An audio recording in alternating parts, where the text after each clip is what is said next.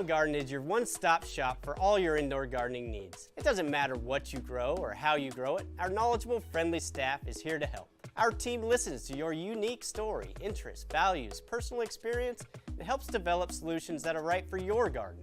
Whether it's tomatoes, herbs, microgreens, mushrooms, medicinal plants, houseplants, you name it. So come visit us today and experience a different kind of grow shop. A grow shop for everyone. There was an old woman who lived in a shoe. She had so many children she didn't know what to do.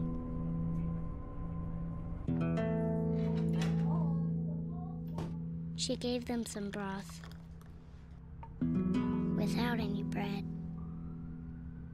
and kissed them all soundly and put them to bed. Hunger is a story we can end. End it at feedingamerica.org.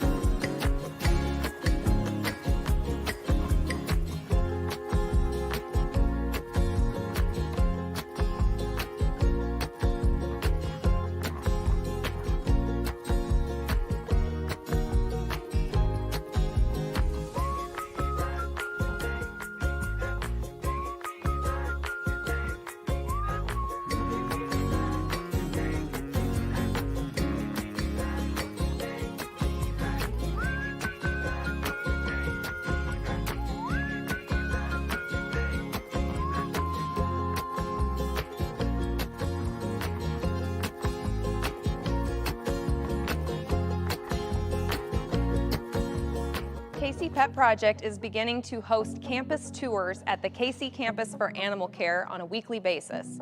This is an incredible facility, not only in terms of the number of pets that they can handle, but the terms of the number of services provided to our residents, from adoption to veterinary care for the animals that come in, to health screenings, vaccinations, and so on. It's really an impressive facility. 56,000 square feet, which is immensely larger than what we used to have.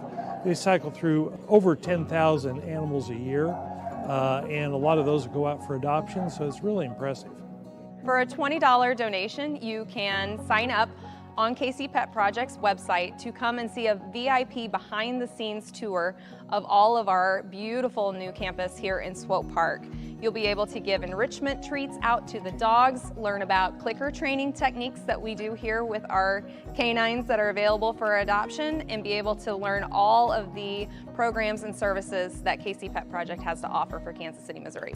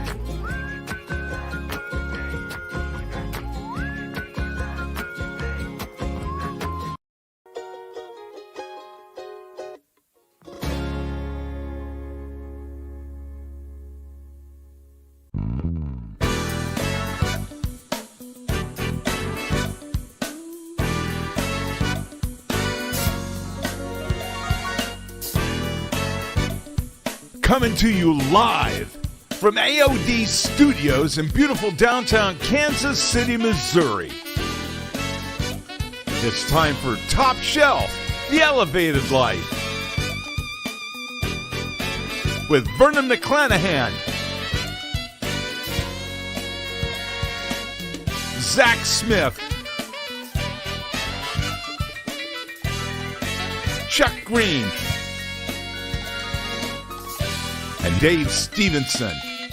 Now,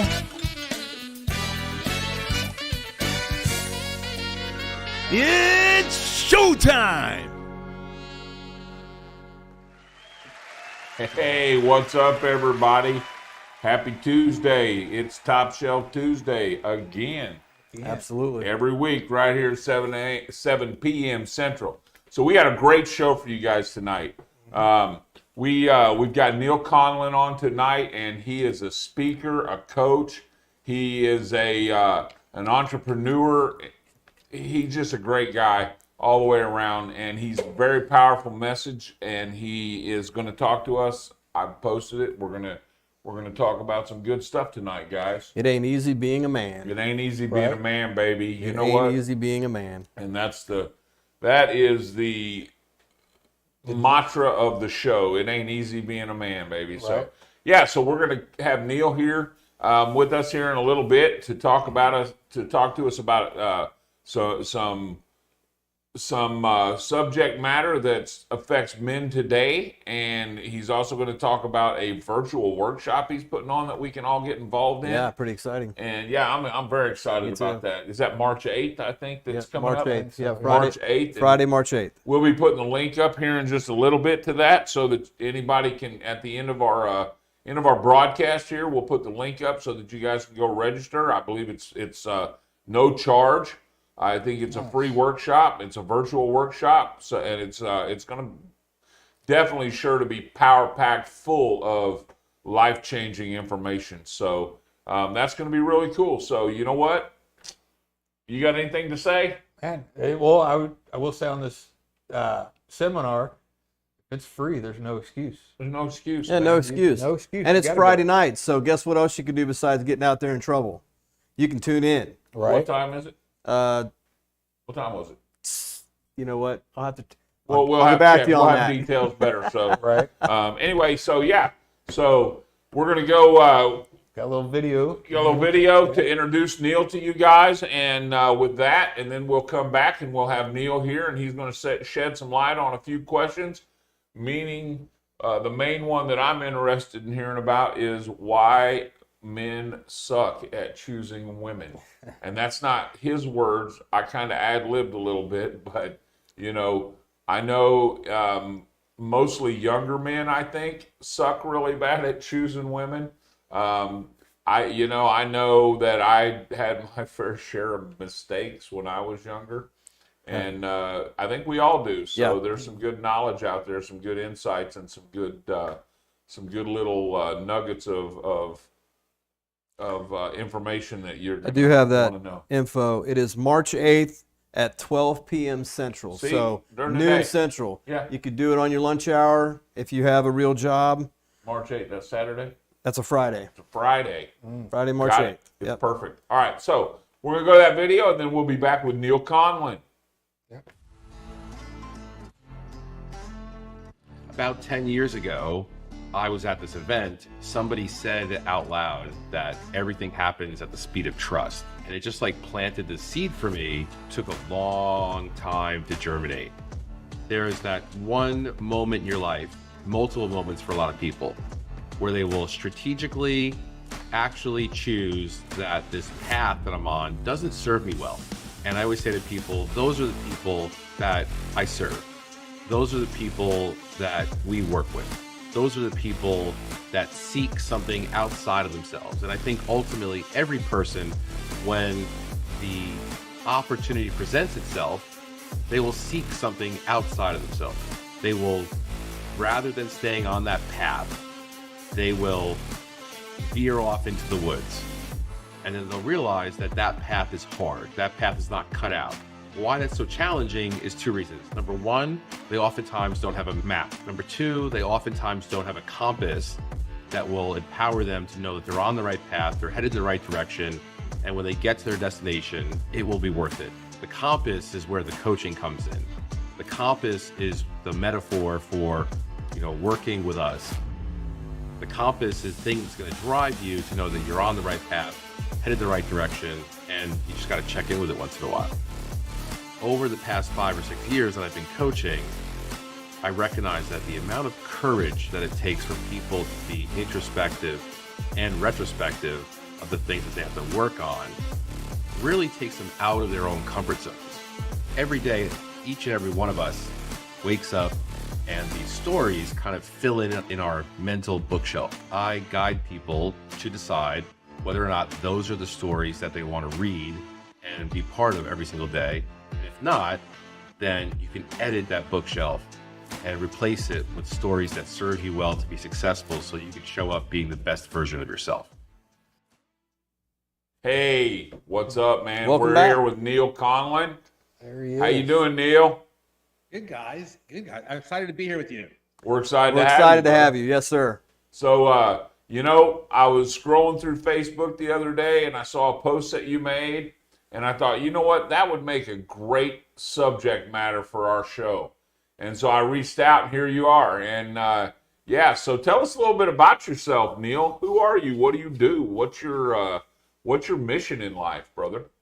Yeah, I appreciate it. First and foremost, I just want to say, I've watched a couple of your episodes, and I really think what you guys are doing is so needed, like, out in the world. Like, Thank you. I think it's one of those things where it's like, as somebody who is a producer of my own content and my own things, I recognize like how hard it is to put together a brand and a mission and a purpose, and to put legs against it and then put yourselves out in the world, for judgment and for validation, verification, and to want to have some impact on people's lives. And you're doing it week after week after week. And so I really just honor what you guys are doing and what you're building together, because it is great and it's going to be amazing. Thank you. Appreciate that, sir. Thank you. We really do. It is definitely a labor of love. And that's, that's something that it took me a long time in my life to realize, that's what life is really all about. So just to give, folks a little bit about my background, I grew up in New York. My mom had me when she was very, very young, 16, and grew up without a father figure around. Had really, really great examples of men in my life, being my grandfathers, and was just this like troublemaker. Like, just to really give you some context about some of the stuff I'm going to talk about, started doing drugs when I was 12. First time I used cocaine, I was 12 years old. Got kicked out of 2 schools before I was 18. Got arrested when I was 15. Beat up a police officer during that time span, and really was just ready to like take on the world and anyone who got in my way in a really aggressive, toxic way. I then found the most toxic thing to do in the world, which is then join the United States Marine Corps, where that violence gets put into practical application every single day. But I then wanted to see the world, wanted to jump out of helicopters, wanted to go and blow things up. And so I spent several years in the United States Marine Corps, served globally, deployed in the Middle East, deployed in Asia, deployed in South America, got to do some really, really amazing things and see stuff, and then just kind of burnt out on life at that point, because the training up tempo was just really wild at some point. And decided I was going to get out of the Marine Corps, came back to New York, and then had this like crazy idea that I could just step into the corporate world with no college degree or anything like that. And something kind of resonated with me that my grandparents had told me at a very young age. They had said they were overcompensating for my parents, to be honest. They said, Neal, you can do anything that you apply yourself to. The funny thing about that in hindsight, and I'll share a bunch of that tonight, is they didn't tell me I had to play by the rules. They didn't tell me I had to do anything standard other than whatever you put your mind to, you can do that. And really, that's what I've been doing for the past 20 plus years. And so through luck or some other version of that, I ended up getting a job in the mailroom, just to be transparent, with the largest hedge fund financial firm on the planet, Guggenheim Partners, which then set off this huge catalyst in my life that I've worked in some of the biggest and best companies on the planet, including Guggenheim Partners, Morgan Stanley, Cushman & Wakefield, NBC, Fortress Capital, and never took a single college class in my life. Nice. Wow. And- I love that. I love it, man. That's awesome. And so like here I am, this kind of, my one grandfather was a bricklayer his whole entire life. And my other grandfather was a bus driver and a bartender at night. And here I am wearing suits and ties and getting executive car services, to and from the world. And to shorten the story a little bit, really just out of nowhere got laid off. Didn't see it coming at all, and had to rebuild myself. And after going through a really big depressive span of time in my life, really just got myself together and found this world of personal development, mindset work, whatever you want to call it. And that was 12 years ago. And so over the past 12 years, I've led several different businesses. My most recent one, prior to COVID, we raised $100 million in investment capital over 2 years. I traveled the world as a speaker for that company globally. We had offices and partnerships in 10 different countries all over the world. And I got to this breaking point again where I just realized that even though at that point in my life, I was making a ton of money, I had the 5,000 square foot house, I had horses in the backyard, German Shepherds in the front yard, there was just still this thing inside of me, this itch that just drove me wild. And I really had to unpack it. And so I spent a lot of time, doing a lot of personal development and holistic stuff and wellness and plant medicine and all these different modalities that we have now. And on the other side of it, I realized how hard it is for men, especially. But this message is also for women, because if you have a man in your life, you have to realize that some of the stuff they go through, they're not going to be able to articulate to you because we're not prepared to ask for help. Right. And so I really got to this place about 5 years ago where I was like, this is what my mission and purpose is. I want to walk this walk with other men because I recognize how hard it is for men to stop being the provider, stop being the protector for a moment, stop having to feel like we have to conquer everything, and then really think about like how we get there. And I had this beautiful, beautiful moment in my life where like it all just kind of like 5 or 10 years of personal development work all just kind of clicked together for me. And now that's what we've built over the past 5 years is, we have Press Forward, which is my coaching business. We run experiences. We run 5 or 6 big events a year. We want to run a bunch of workshops. We do group coaching, one-on-one coaching. And then just recently we started an online community platform called Omnis Rising, which is a full-blown mobile application, discussion board, video board, all this other stuff for men as well. And this is like a big thing because the thing that's interesting and different about me is even though I come from these very humble roots, I've worked and I coach at very, very high levels in very, very high organizations. And I can share with you that nobody at that level or that level suffers from any different problem than the rest of us do. We're all the same at our core. True story.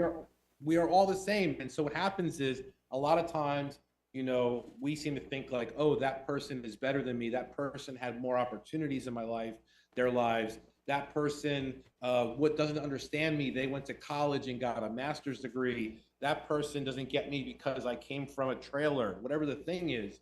And at the end of the day, I coach all that whole entire spectrum. Yep. And everybody still suffers from all the same things. And so what I've turned it into over the past 2 years is the information I'm going to share with you folks tonight is we hear things on the internet, like the divorce rate is 50% in the country. And then we start to do the research on it. And then we start to create surveys. Then we ask anthropologists why they think it is when historically it is. And so a lot of the things now that we're putting out is really pertinent information, but it's not just knowledge. It's a little bit of knowledge, a little bit of education, and then some tactical things that every single person watching this can take into your own life, like when this is over, and really start to do something about it if you want to. And then for anybody who'd like to join us, you guys are going to share it. We'll have a workshop on March 8th, and we'll go even deeper into it. And that way, if it's something that you are choosing to actively change, you then have a good understanding of how to do it and the steps that you need to take in order to make it happen. That's beautiful. awesome. And I know I'm definitely going to be on that workshop. Same here. Me too. And you and I have quite a similar background, Neal. Not of course not just alike, but we both come from very humble roots. And I identify with your enlightenment as far as I came from a very humble beginning. And I worked myself into in the business that I went into after my military career and whatnot.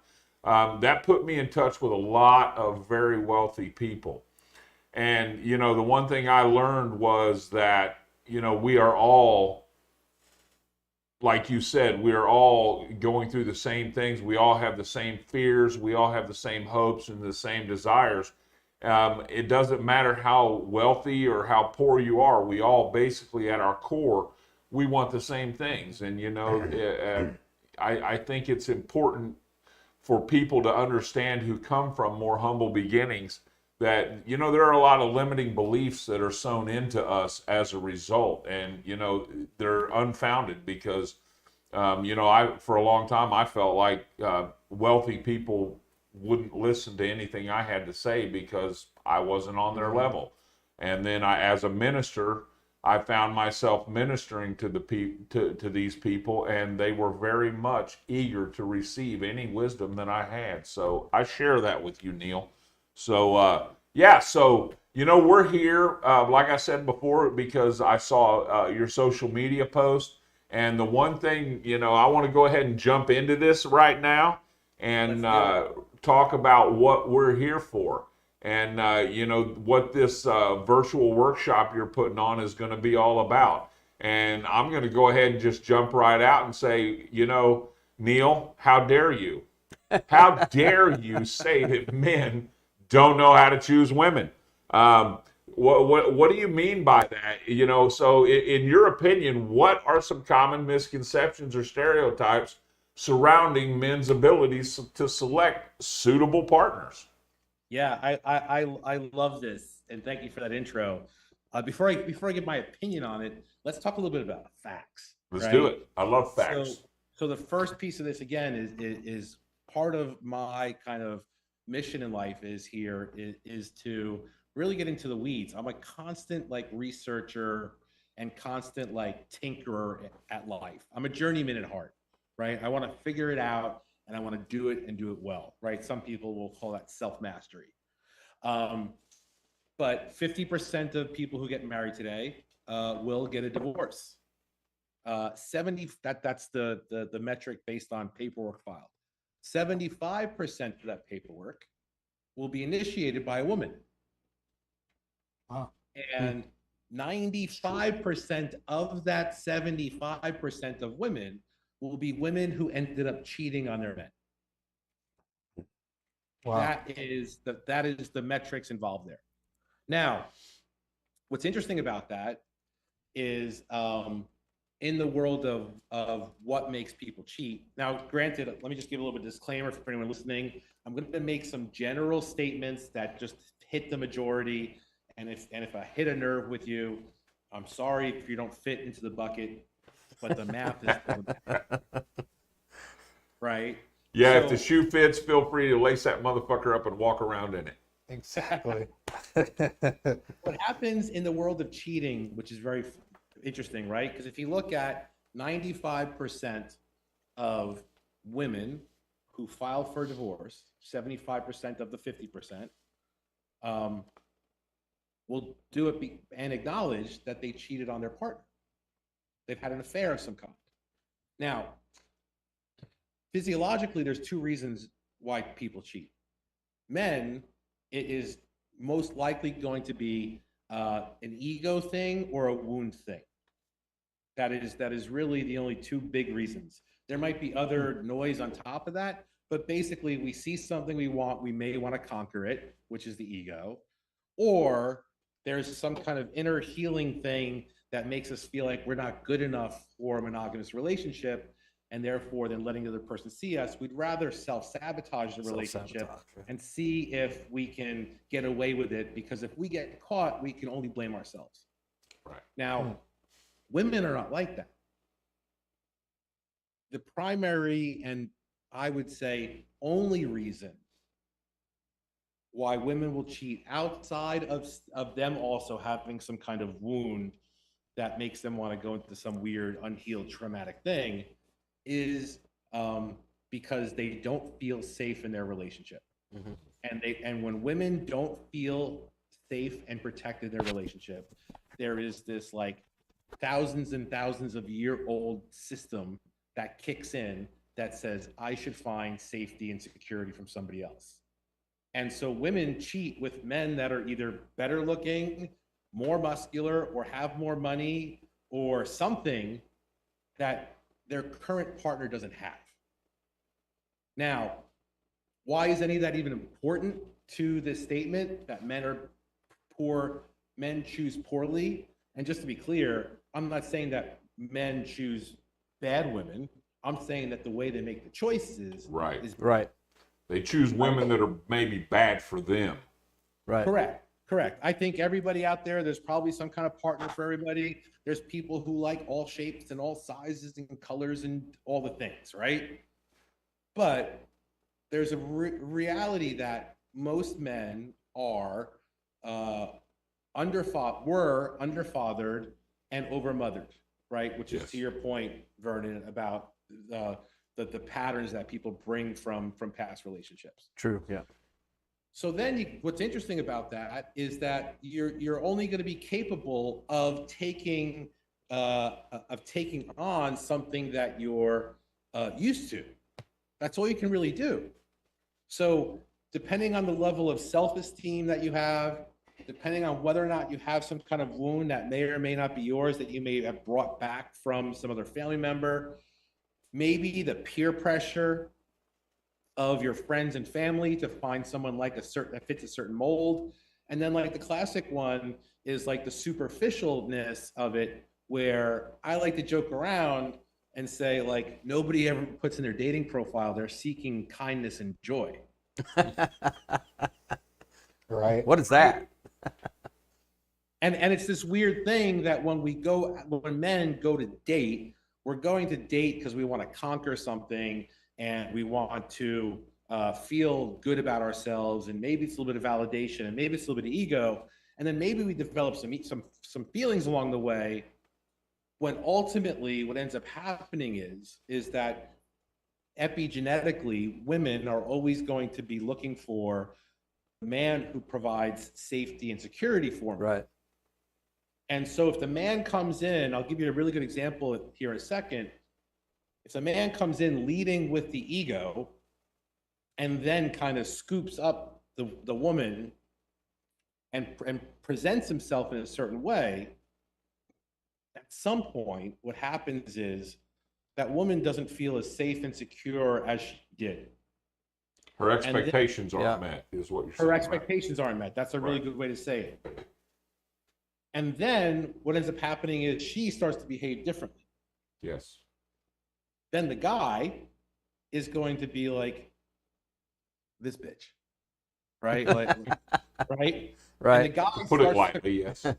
The guy starts to create this story in his head that, this isn't what I signed up for. This isn't, she's not giving me what I need, what I want. This is not going, she's lazy, she's this, she's that. And really what happens over time is that most of these scenarios, now don't get me wrong, there's crazy scenarios where people just go a little bit wild, for sure. But what ends up happening is the manifestation of a woman behaving in a certain way strictly because her safety and her security has been stripped away from her little by little. And yet the man still wants to be considered the king of his kingdom the entire time. And what ends up happening is I think most women I've ever spoken to on this topic, most women, and this is for anybody listening, if you have a woman in your life and you are questioning like whether or not you should go to a personal development event, whether or not you should go and take a class on something to learn something, every single woman on the planet wants to see their man grow. Absolutely. Yes. If they care about him, they do. If they care about him, they just want to see you grow. Yes. Absolutely. And yet you're afraid to do it because you're going to be judged or low self-esteem or peer pressure or whatever else it is. And so what ends up happening is the systematic like depreciation of the safety and security in that relationship to a point where the man goes, F this, I'm out. Yep. And so like when I first got it, the reason why I started doing this topic, excuse me one second. The reason why I started doing this topic a couple of years ago was because in my own relationships at the time, I thought it was fascinating that I kept on repeating this certain behavior over and over again. And so I started getting real inquisitive and asking other people about this. And then I decided that I was going to go and find people that had happy relationships for a long time. And I started to like learn from them instead of learning from the bad behavior of others and just commiserating with it. And so this fascinating thing really happened where there's a term that I use called the invitation. And if you're a woman and you're listening, this will be the key to you getting the man of your dreams. If you're a man and you're listening, I'm sorry if I'm planting a seed with you. But when I surveyed people that were in happy relationships, this invitation happened like 98% of the time. And here's my example. If a man walks into a bar, a church, anything community driven, whatever it is, and he's on the prowl, he's looking for a mate, we'll just call it that. He's immediately operating from his head. He's immediately operating from this place of conquest, this ego place. Right. Now, if he walks around, let's just use it a bar or a lounge as an example, and he picks one out, he's going to immediately shift into how do I win this conversation? And so he walks up to the woman and bumps into her, starts talking to her, starts a conversation, whatever it is. And a woman will figure out in 60 seconds whether or not she's interested in a man or not. And maybe that guy's going to now go into this war mode, conquer mode, where he's like, what do I have in my tools or my tricks in order to make this happen? And then next thing you know, they have a drink. Next thing you know, he's coercing her into getting a... We lost sound. Go ahead and jump back over, Dave. Maybe love sparks and something happens and maybe it goes on and a whole bunch of things otherwise. But that first invitation just wasn't there. And so years and years and years later, what you realize over time is that a lot of people get to these points in their relationship and realize there was a foundational moment in the relationship that was just not on the up and up. Let's just call it that. That's interesting. Now, when I interviewed people who were in extremely happy relationships, I mean like relationships where like that woman is everything to me, that man is my everything. In my example, the guy walks into the bar, the woman glances around the room real quickly, and she makes eye contact, or she raises her eyebrow, or she smirks for a second, or she plays with her hair, or fidgets or something, right? There's this invitation that comes up, and there's this kind of come closer to me, right? And so when that happens, there is something different about how the foundation of that relationship just continues to build and build and build.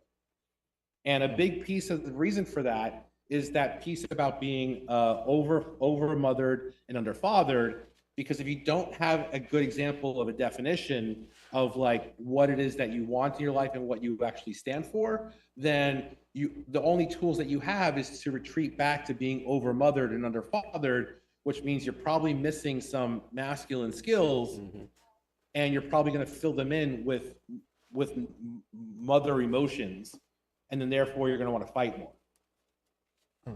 Interesting. That Good is stuff, interesting. man. Good Very stuff, brother. interesting.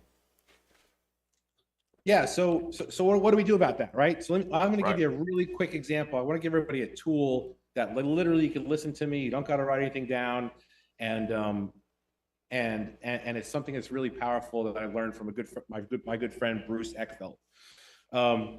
So most men don't define who they are, Right.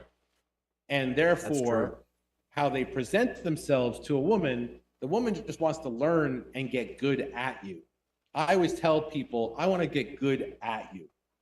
I tell my partners and my coaching clients and people I share time with, I want to get good at you. How do I get good at you? And in order for you to do that, you have to define kind of who you are. Right. And so my good friend says this, okay? So Bruce defines himself as he's an avid traveler. He's very physically fit. He always wants to work for himself. And he likes his quiet time. And he likes fun stuff. We all Right. like fun stuff. You would think, right? Now, let's put that in practical application, though.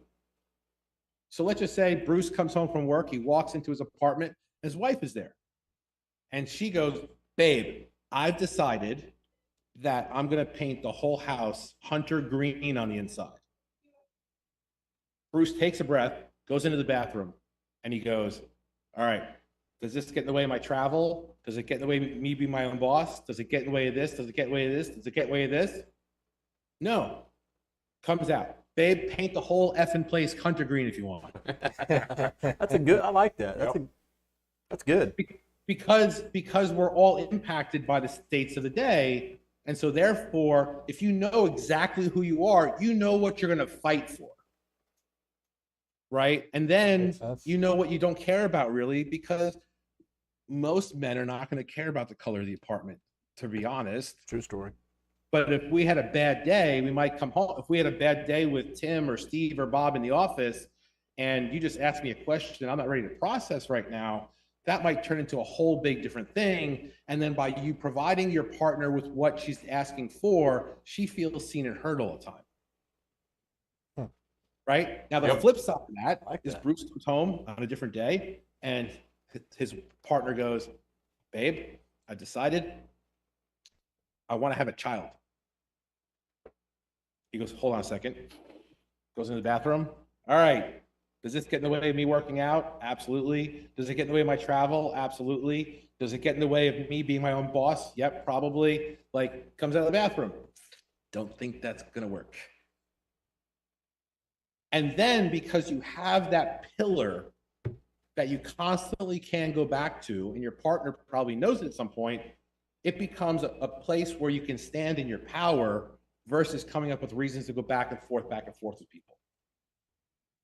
And it's a big, huge safety moment for your partner because she knows exactly where she's going to stand all the time because you have defined who you are. So up front. That's one of the exercises we're going to dig into on the workshop, and everybody will be able to go through that exercise in a really, really powerful way. That That's a sounds good one. awesome. Yeah, I Yeah, really that's a like good that. one. I know that. That definitely intrigued me. Absolutely. Yeah. So what other questions you got?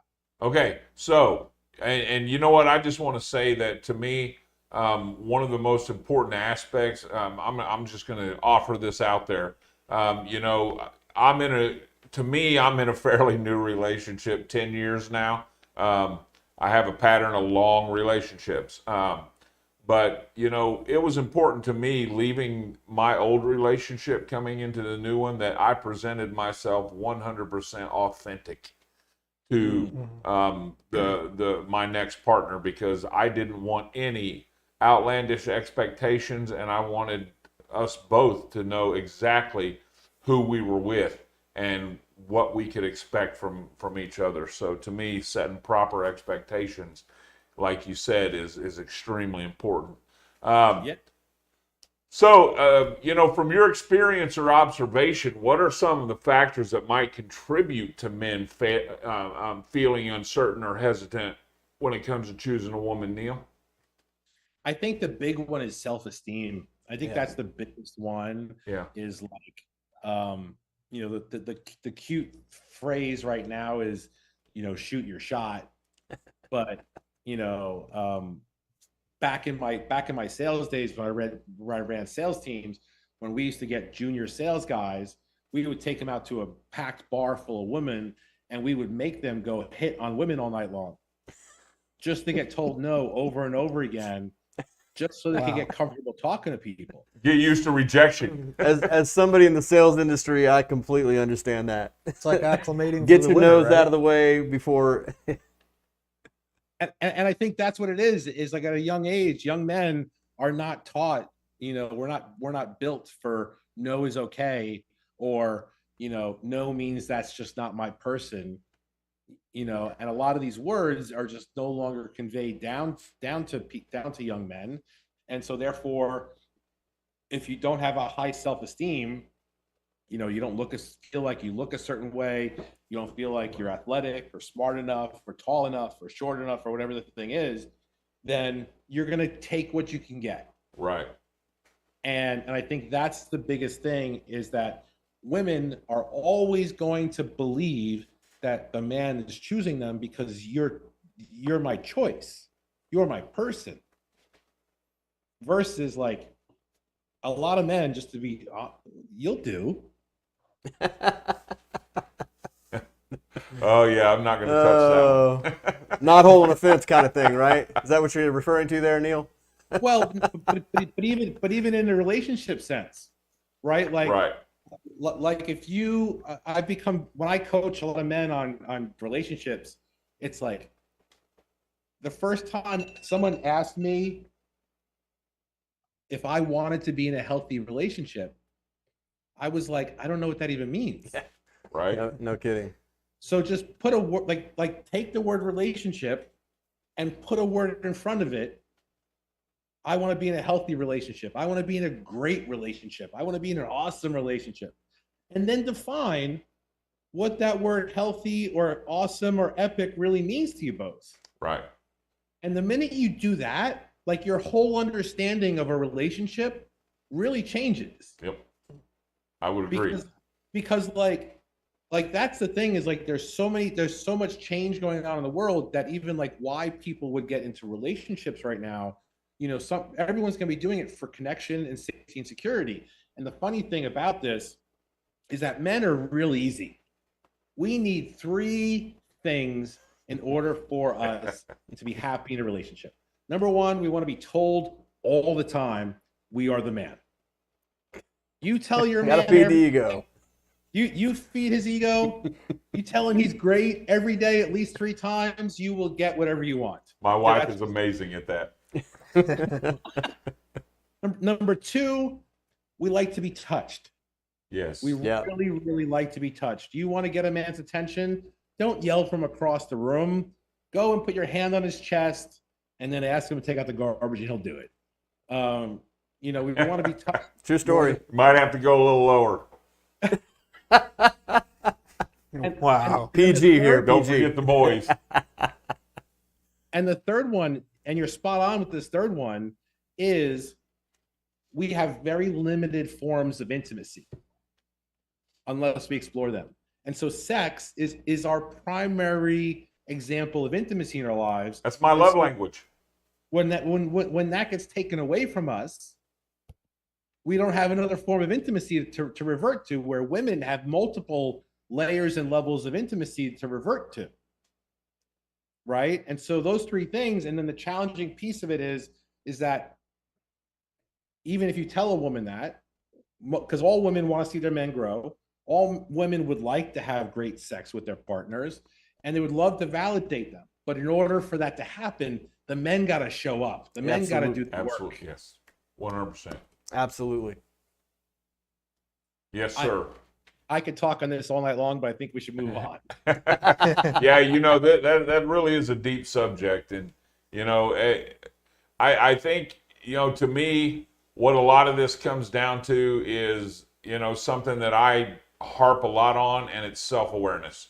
You know who you are, know what you want, know what you'll accept in your life, know what you're looking for, and stay within stay within those boundaries that you've set for yourself, and you'll be good and be authentic. Yeah, man. Well said.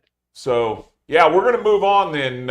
You know, so one of the other areas that you were talking about in the post that I saw is you said something, and I don't know whether it's exactly in line, but I'm sure you'll make it in line with the topic of what we were talking about just now. But you made the comment that community is dead, and here's how we fix it. Okay, yeah. And so you know, talk to us about how this fits in this narrative, and what do you believe are the primary reasons behind the decline of the community spirit in our society? Yeah, this is the deep and hard one, you know, for a lot of people, because I think America, you know, the United States as a country in itself is just this big community. It was built on this patriotism, you know, for hundreds of years. And what's interesting is the reason why this topic is so important to that relationship topic is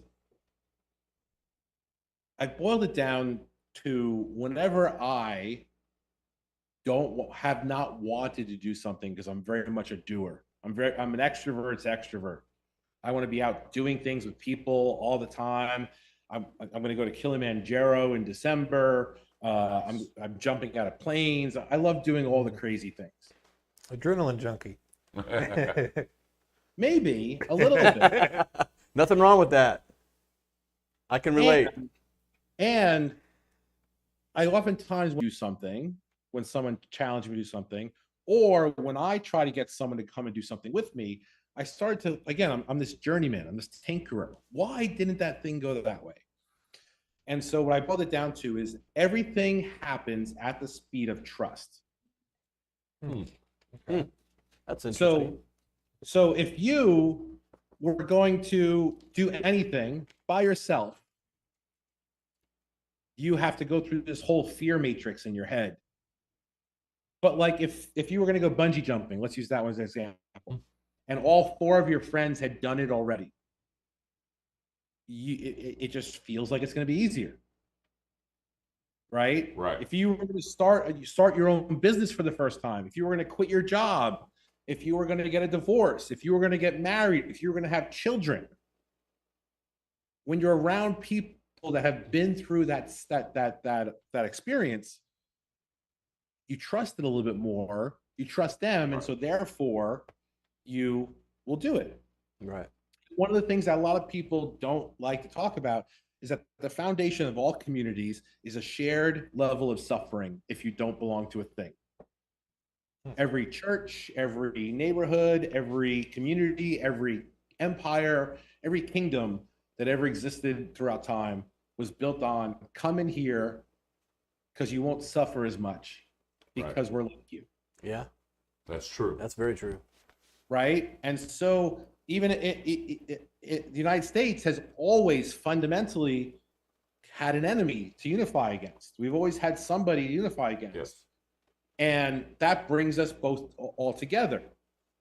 Now, the crazy thing about that is that once the suffering stopped, the need for community has been restructuring itself. The term that I often use is reshuffling the deck, right?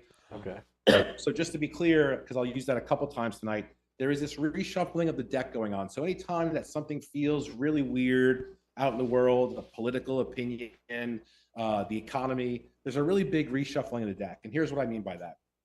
When the Kindle came out a couple years ago, everybody was like, oh my God, books are dead for the rest of our lives.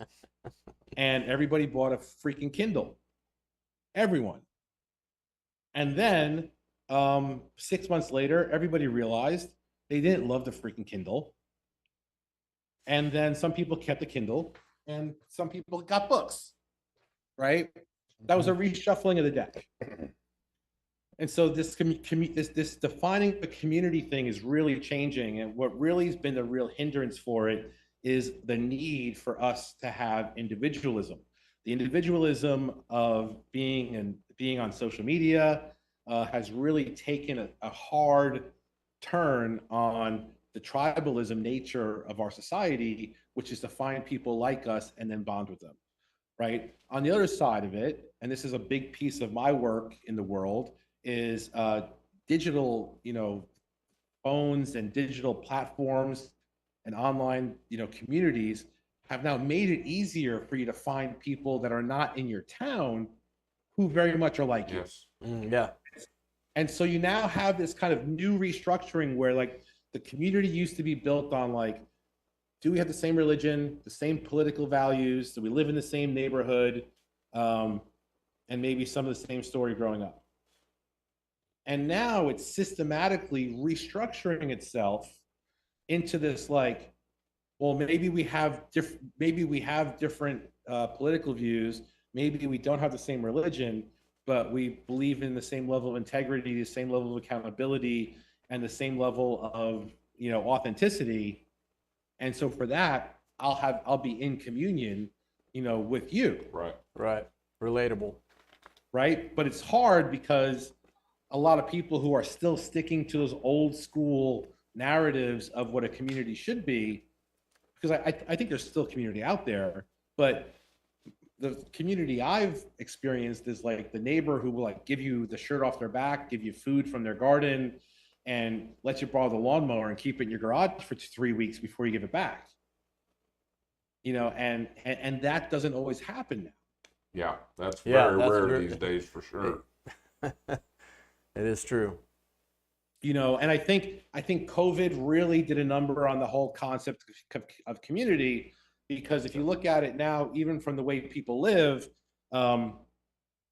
it's really interesting because there used to be like neighborhoods, right? I remember being in Houston, Texas a few months ago, and somebody was showing me this neighborhood, and they had these houses, and they were like, this neighborhood, the houses are millions of dollars. And then I went like driving down the street half a mile, and the houses look the same. And you're like, well, the people who live here, these are $600,000 houses, not millions of houses. And I remember being like, there was a time where like that neighborhood actually mattered because you only wanted to be around like your kind of people. Right. Mm-hmm. But now everybody goes to work and comes home and works from home. Nobody even goes next door to the neighborhood. Right. Yeah. Yeah. True.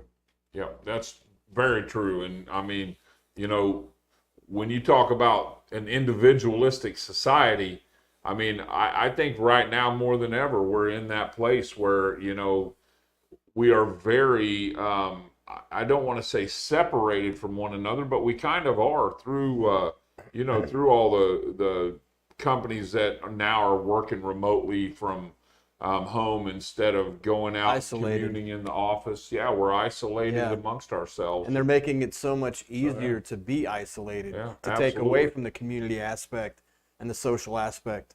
So how do we encourage individuals to prioritize community involvement over personal pursuits in today's individualistic culture, Neal?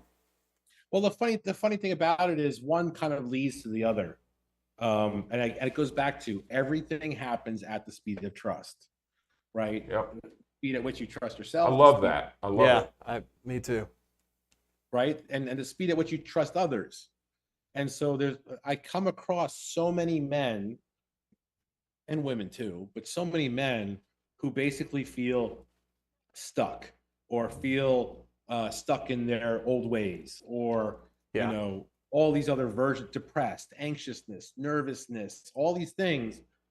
And I always tell people it's the weirdest thing that we have to explain it in this way, but it's like, if you're anxious, if you're nervous, I mean, as somebody who's worked with PTSD people for years, there's so many different things that people come and say, this is my problem. And it really is the fact that they have fragmented their understanding of trust in the world and then found some way to numb themselves in some self-gratification way. Yep. And I tell people, it's like literally before you want to talk about your problems to anybody, take a week, drink water every day, eat healthy, get a good night's sleep, get exercise every single day, and go hang out with friends. Like, whatever your problems are, you do those 5 things for a week or two, half your problem's gonna go away. I agree. Yeah, that's true. I would definitely agree. Yeah. You know, I agree. And what's also interesting is, you know, I didn't mention this earlier, but over the past couple of years, I've become an endurance athlete. And so like the medals and stuff I have floating around back here are from when I've done Ironman, you know, and a couple other endurance races. And it's funny because you spend a lot of time alone when you're training these things, because you're just running miles and miles, swimming, biking, hundreds of miles in a month. But you're not doing it for yourself. And one of the things that I really like strive for with people is coaching people from good to greatness. And if you look at Olympians, you look at the Super Bowl just happened, right? None of those people that won the Super Bowl would have even wanted to do it if they had to do it all alone. Right. It's a team thing. When you get, if you run, you know, the guy who just broke the record for running a marathon mile, you know, he got done and he's like crying to his coach and all these people are applauding him. Like, there's no reason to do any of these things if you're not doing it with people to support you around you. Absolutely. Yep. And so that becomes this big piece. It also leads us into kind of the next topic around team and purpose, which we'll talk about in a second or in a few minutes. But it really is, the biggest thing is like defining, again, that word comes up a lot, defining what type of community you want, and then going and kind of finding people like me and other people, you guys are out there doing this too, and being like, this is what we stand for. Would you like to be part of this conversation? Like-minded. Like-minded people. And then once you feel accepted, then it becomes a lot easier for you to kind of detach yourself. Because a lot of people, we live in this world where the knowledge and the marketing and the messaging online, everybody seems to think that they want the clarity and they can achieve the clarity and vision first. It sounds like it should be doable, but it really is the consistently showing up in a certain way that's going to lead you to that clarity and vision of what you want to achieve. Absolutely. Yeah. I agree with you 100%. So one thing that, you know, hits my mind is that, you know, you talk about the fact that if other people aren't involved in what we're doing, there's no reason to do it. Yeah. You know, and again, with the COVID and the way the society is, in my opinion, has been fragmented over the past 3 to 4 years. You know, a lot of people were the only thing that kept people in communion with one another has been technology. Mm-hmm. So, you know, do you think that technology has helped and or hindered our ability to foster these genuine community connections lately? You know, just on what you said, Vernon, about fragmented, you know, just to be real honest with everybody, real honest and real vulnerable for a minute. I oftentimes feel homeless. I feel homeless politically. I feel homeless economically. I feel homeless culturally. There's just not this feeling of like, this is where I should be right now. You know, and I think that's the biggest thing, is that I'm not the only one feeling this way. No, you're not. No, you're not. You know, like not to slight or trash talk about other states, you know, but like I was in California a couple of weeks ago, and a woman hugged me and then apologized afterwards for hugging me. And maybe it was just my ears, but like I don't think anybody should ever feel the urge to hug somebody and then be so charged by society that they have to apologize for it afterwards. That's crazy. That's sad. That's very sad. And so you could probably go state by state and pick up the own little weird things that everybody's doing, because we're in a very polarized environment right now. But really what it comes down to is I think that technology really helps it, but it also is this reshuffling the deck where it's got to be like, Yeah. I'm not just like sending a bunch of cool memes to people all day long to get a laugh out of somebody. I've got a couple of chat groups in the morning that literally everybody every morning is literally being like, this is the thing I'm excited for today. How about you? You know, it becomes about that integration and looking at like not letting the tool control you, the social media device, and knowing how to use it in order to make things happen, but also knowing that it's just a tool for that, right? Like it's still picking up the phone call and calling and being like, hey, I just want to see how you're doing. You know, like, when can we get together? Yep. You know, and like even how that translates is for men especially, what you don't realize is like not only is it about you and your partner in community, but it's how your children are seeing that community kind of evolve and de-evolve as well. Whereas like I have it on my calendar that every Wednesday at 2:30 in the afternoon, there's no work for Neal unless I'm traveling, and I'm getting one-on-one time with my daughter. Like it is blocked out in my calendar. She knows it's going to happen, and like it's dedicated dad time. That's awesome. Like we live in a world where that's possible. Right. Cool. Very cool. Very cool. So, you know, and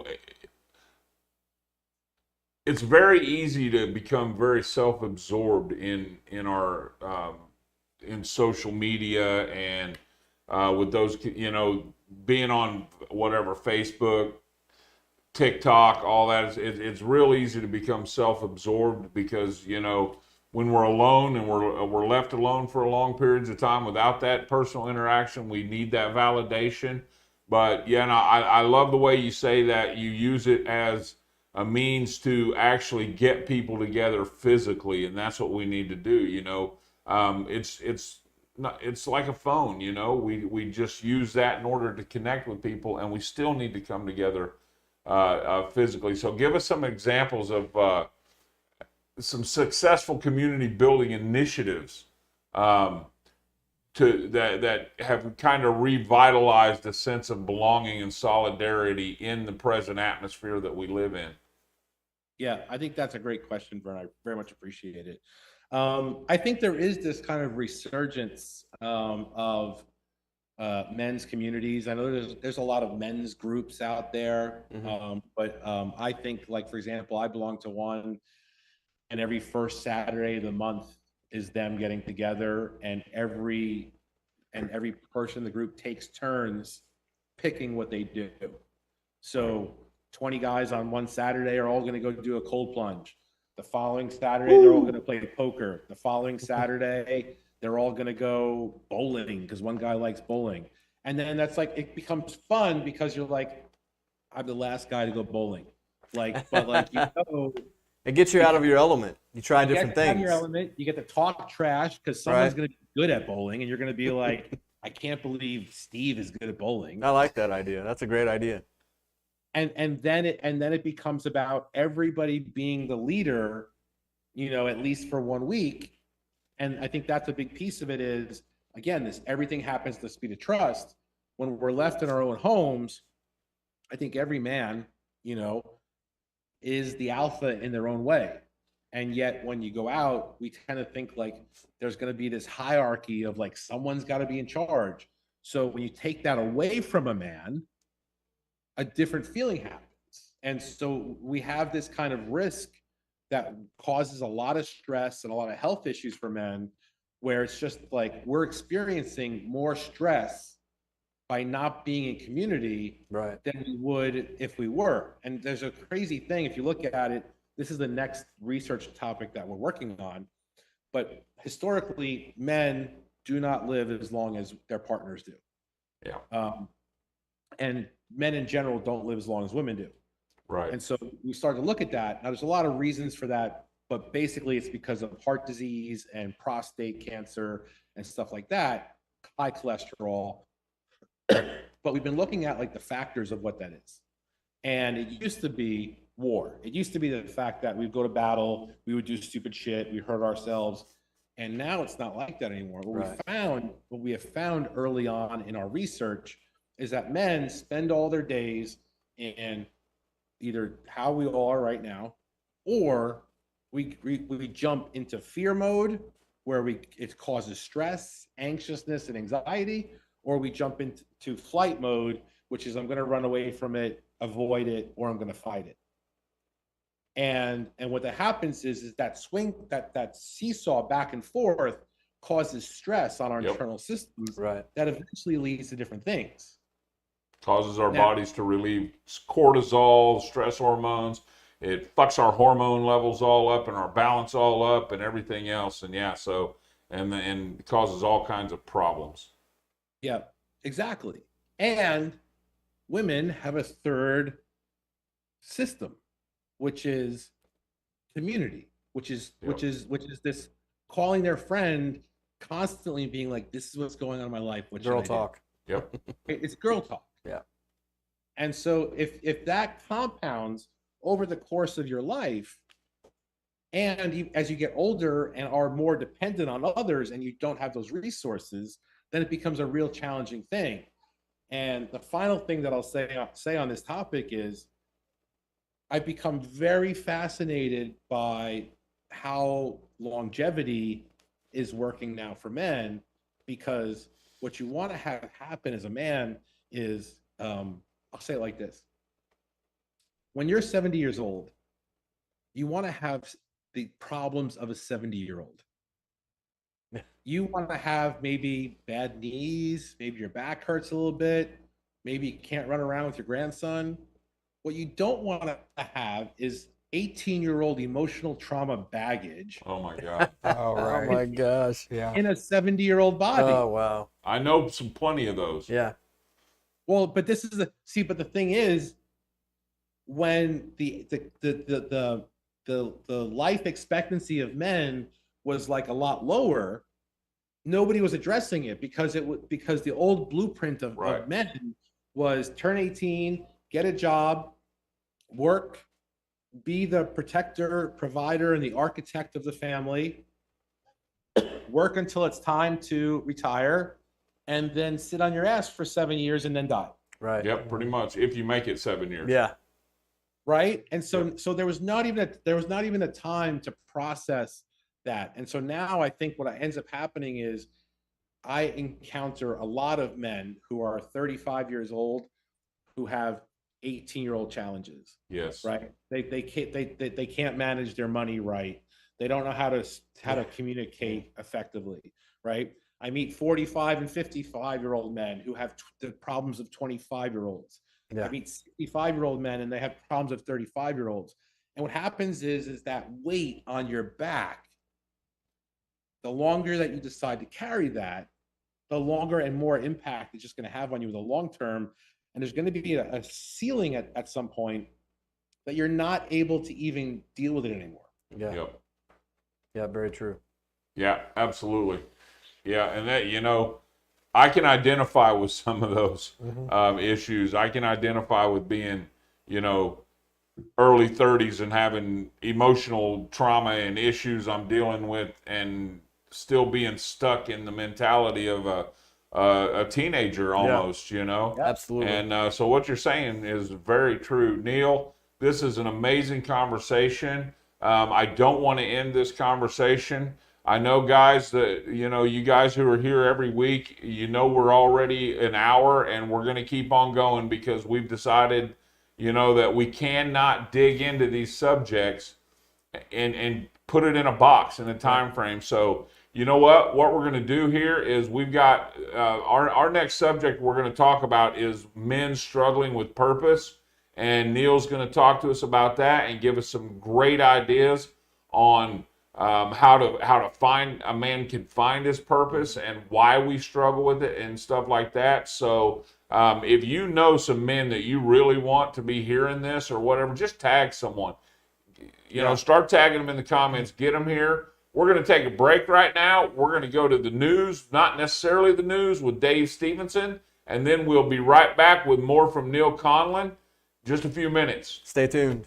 This green polo shirt to work, and Jimmy goes, hey, you look like a Skittle. Do you have any chocolate under there? And I said, hey, asshole, that's fruit. Skittles don't have chocolate. He proceeded to call me a fruit expert the rest of the day. He said, your new name is Fruit Snack. I said, hey, please don't call me that. He goes, hey, I'm just busting balls here.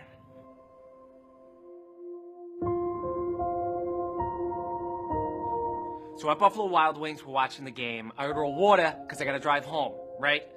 Then the guy started calling me Princess Ariel because I love water or something. I try to turn around on him, be like, hey, how do you know so much about the Little Mermaid? What are you, Disney freaks? But by then they were already singing Under the Sea pretty loud.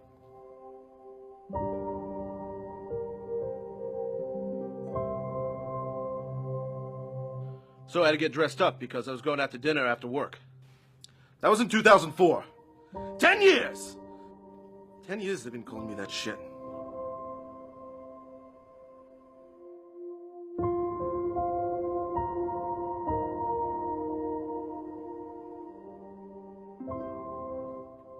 They were calling me John Lennon because my hair was too long. So I got a haircut. And, now they just call me Haircut.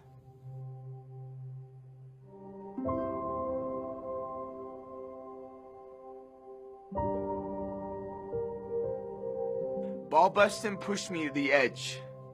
I tried to end my life.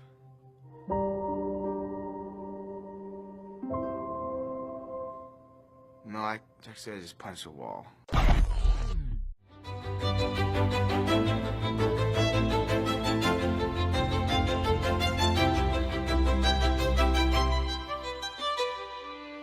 Hi everyone, I'm Dave Stevenson. Welcome to Not Necessarily the News. Our first story tonight, for all the tree huggers and plant moms out there, in a bold move to combat plastic pollution and promote sustainability, entrepreneur and environmental advocate Abby Green has launched a groundbreaking initiative aimed at revolutionizing the packaging industry. Abby's venture, aptly named Green Solutions, is dedicated to creating plant-based alternatives to traditional plastic products.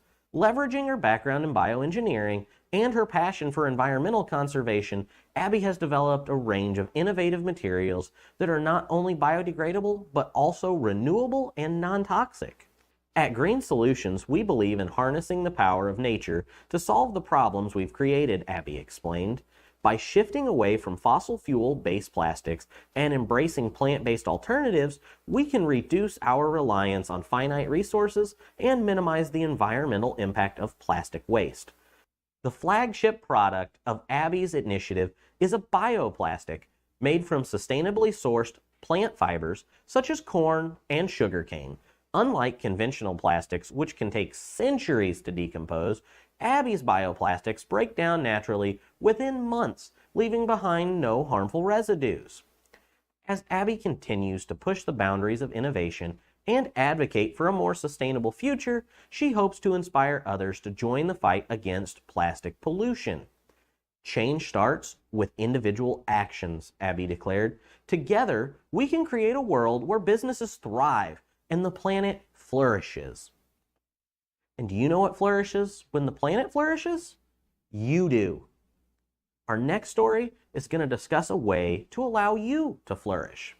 In a quiet corner of the world, nestled amidst towering mountains and whispering forests, a man embarked on a journey in a search for enlightenment. For years, John had been absolutely consumed by the hustle and bustle of modern life, chasing that success and that material wealth. But deep down, he felt a sense of emptiness, a longing for something more meaningful. Driven by a deep inner calling, John left behind the comforts of his familiar existence and set out into the unknown. He wandered through ancient temples and sacred sites, seeking wisdom from sages and mystics. Along the way, John encountered trials and tribulations, facing his fears and doubts with not only courage, but also humility. He learned to let go of those attachments. He learned to embrace the present moment, finding solace in the stillness of his own being. John's journey led him to a profound realization. that true enlightenment lies not in external achievements or in those possessions, but in the awakening of the soul. For John, enlightenment is not just a destination, but a lifelong journey, an ever unfolding exploration of the self and of the universe. And in that journey, he finds his true purpose and his deepest fulfillment. Speaking of fulfillment, do you know what else can be very fulfilling? Recharging on the couch, doing absolutely nothing. The same thing that your parents used to yell at you about. Let's take a look at this innovative study, which challenges conventional wisdom. Researchers at the Institute of Advanced Laziness have discovered that procrastination may actually be the key to a longer, more fulfilling life. Contrary to the popular belief that procrastination leads to stress and to decreased productivity, this study found that individuals who frequently procrastinate tend to live significantly longer lives. Dr. Sloth, the lead researcher of the study, explains, "We were astonished by our findings. It seems that those who procrastinate are simply too busy enjoying life to worry about deadlines."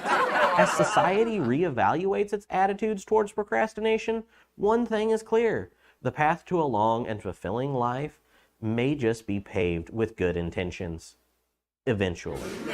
Speaking of eventually, by a show of the proverbial hand here, who made a resolution to get to the gym this year? Eventually. In a bid to promote holistic well-being and inject some fun into fitness routines, a local gym has introduced a revolutionary new workout: laughing yoga. Gone are the days of grueling treadmill sessions and the intense weightlifting. At Fit and Fun Wellness Center, members are now rolling on the floor in fits of laughter as they engage in a series of yoga-inspired exercises designed to boost your mood and strengthen your core. We wanted to create a workout experience that not only tones the body, but also uplifts the spirit, said gym owner and certified laughing yoga instructor Lisa Bright. Laughter is nature's medicine, and we are thrilled to bring its incredible benefits to our members. "It's such a joyful experience," exclaimed gym member Sarah. "I leave each class feeling lighter and more energized. Plus, it's a fantastic stress reliever." Studies have shown that laughter yoga offers a myriad of health benefits, including reducing stress, boosting the immune system, and improving cardiovascular health. Laughter triggers the release of endorphins, which are our body's natural feel-good chemicals, explained Dr. Joy Smiles, a local psychologist. "It's a powerful tool for enhancing overall well-being." With laughter yoga paving the way of a new era in fitness, the gym hopes to inspire other wellness centers to embrace innovative approaches to not only health, but happiness as well. "At the end of the day, it's not just about sculpting muscles," said Lisa. "It's about nourishing the mind, the body, and the spirit, one laugh at a time." I don't know about you, but I think I'm in on some of that laughing yoga. I can feel the burn in my abs already. Who knows? Maybe this guy will be the next certified laughing yoga instructor. Until next time, I'm Dave Stevenson with Not Necessarily the News. Catch you next week.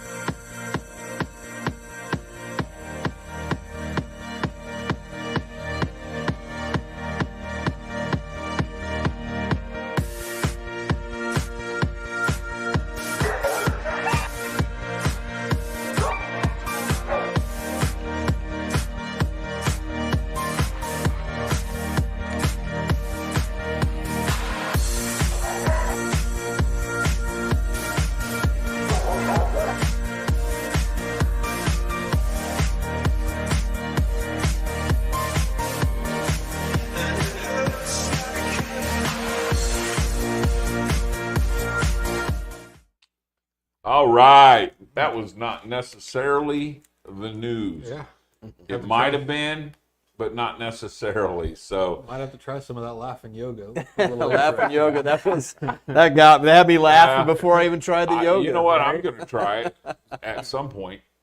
Yeah. At some point, I'll try it. So anyway, so it's good to be back, guys. Thanks for hanging in here with us. You know, for those who hang in, receive the manna. Okay, if you want the manna, you got to hang on. Those who you're the overcomers. So we love it, and we're getting some great information. And Neal is laying down some wisdom here. So you know, one of the things I know that I have struggled with over my years has been my purpose, and I know Chuck and I have talked a lot about Zach, this. and I know that we all identify with this next topic that we're going to talk about. Cannot wait to hear about this one. A man without purpose, excuse me, yabba dabba doo. A man without purpose is a dying man, in my opinion. A very sad state of being to not know your purpose and not have any direction and not know what to do to make your life seem like it means something. So why men struggle with purpose is what we're going to be talking about with you here, Neal, here over the next couple minutes. And just share with us a minute, why do you believe that so many men struggle with finding a sense of purpose in their lives? And what are some common challenges that we face in this pursuit of finding our purpose? It's a really interesting one because it sounds great on paper. You know, right. You read a book, you listen to someone talk about purpose, and you're like, God, that sounds so good. Mm-hmm. And then you have to do it for yourself, and it's a whole nother animal. Sometimes it can feel like a burden.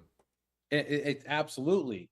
Now, what's interesting about purpose, though, just to give shed some light around it, it's really, really interesting because I've traveled all over the world over the past 15 years, and it was in various stages of my own self-development, and then being in India and being in the jungles of Peru, and asking myself these questions in different environments.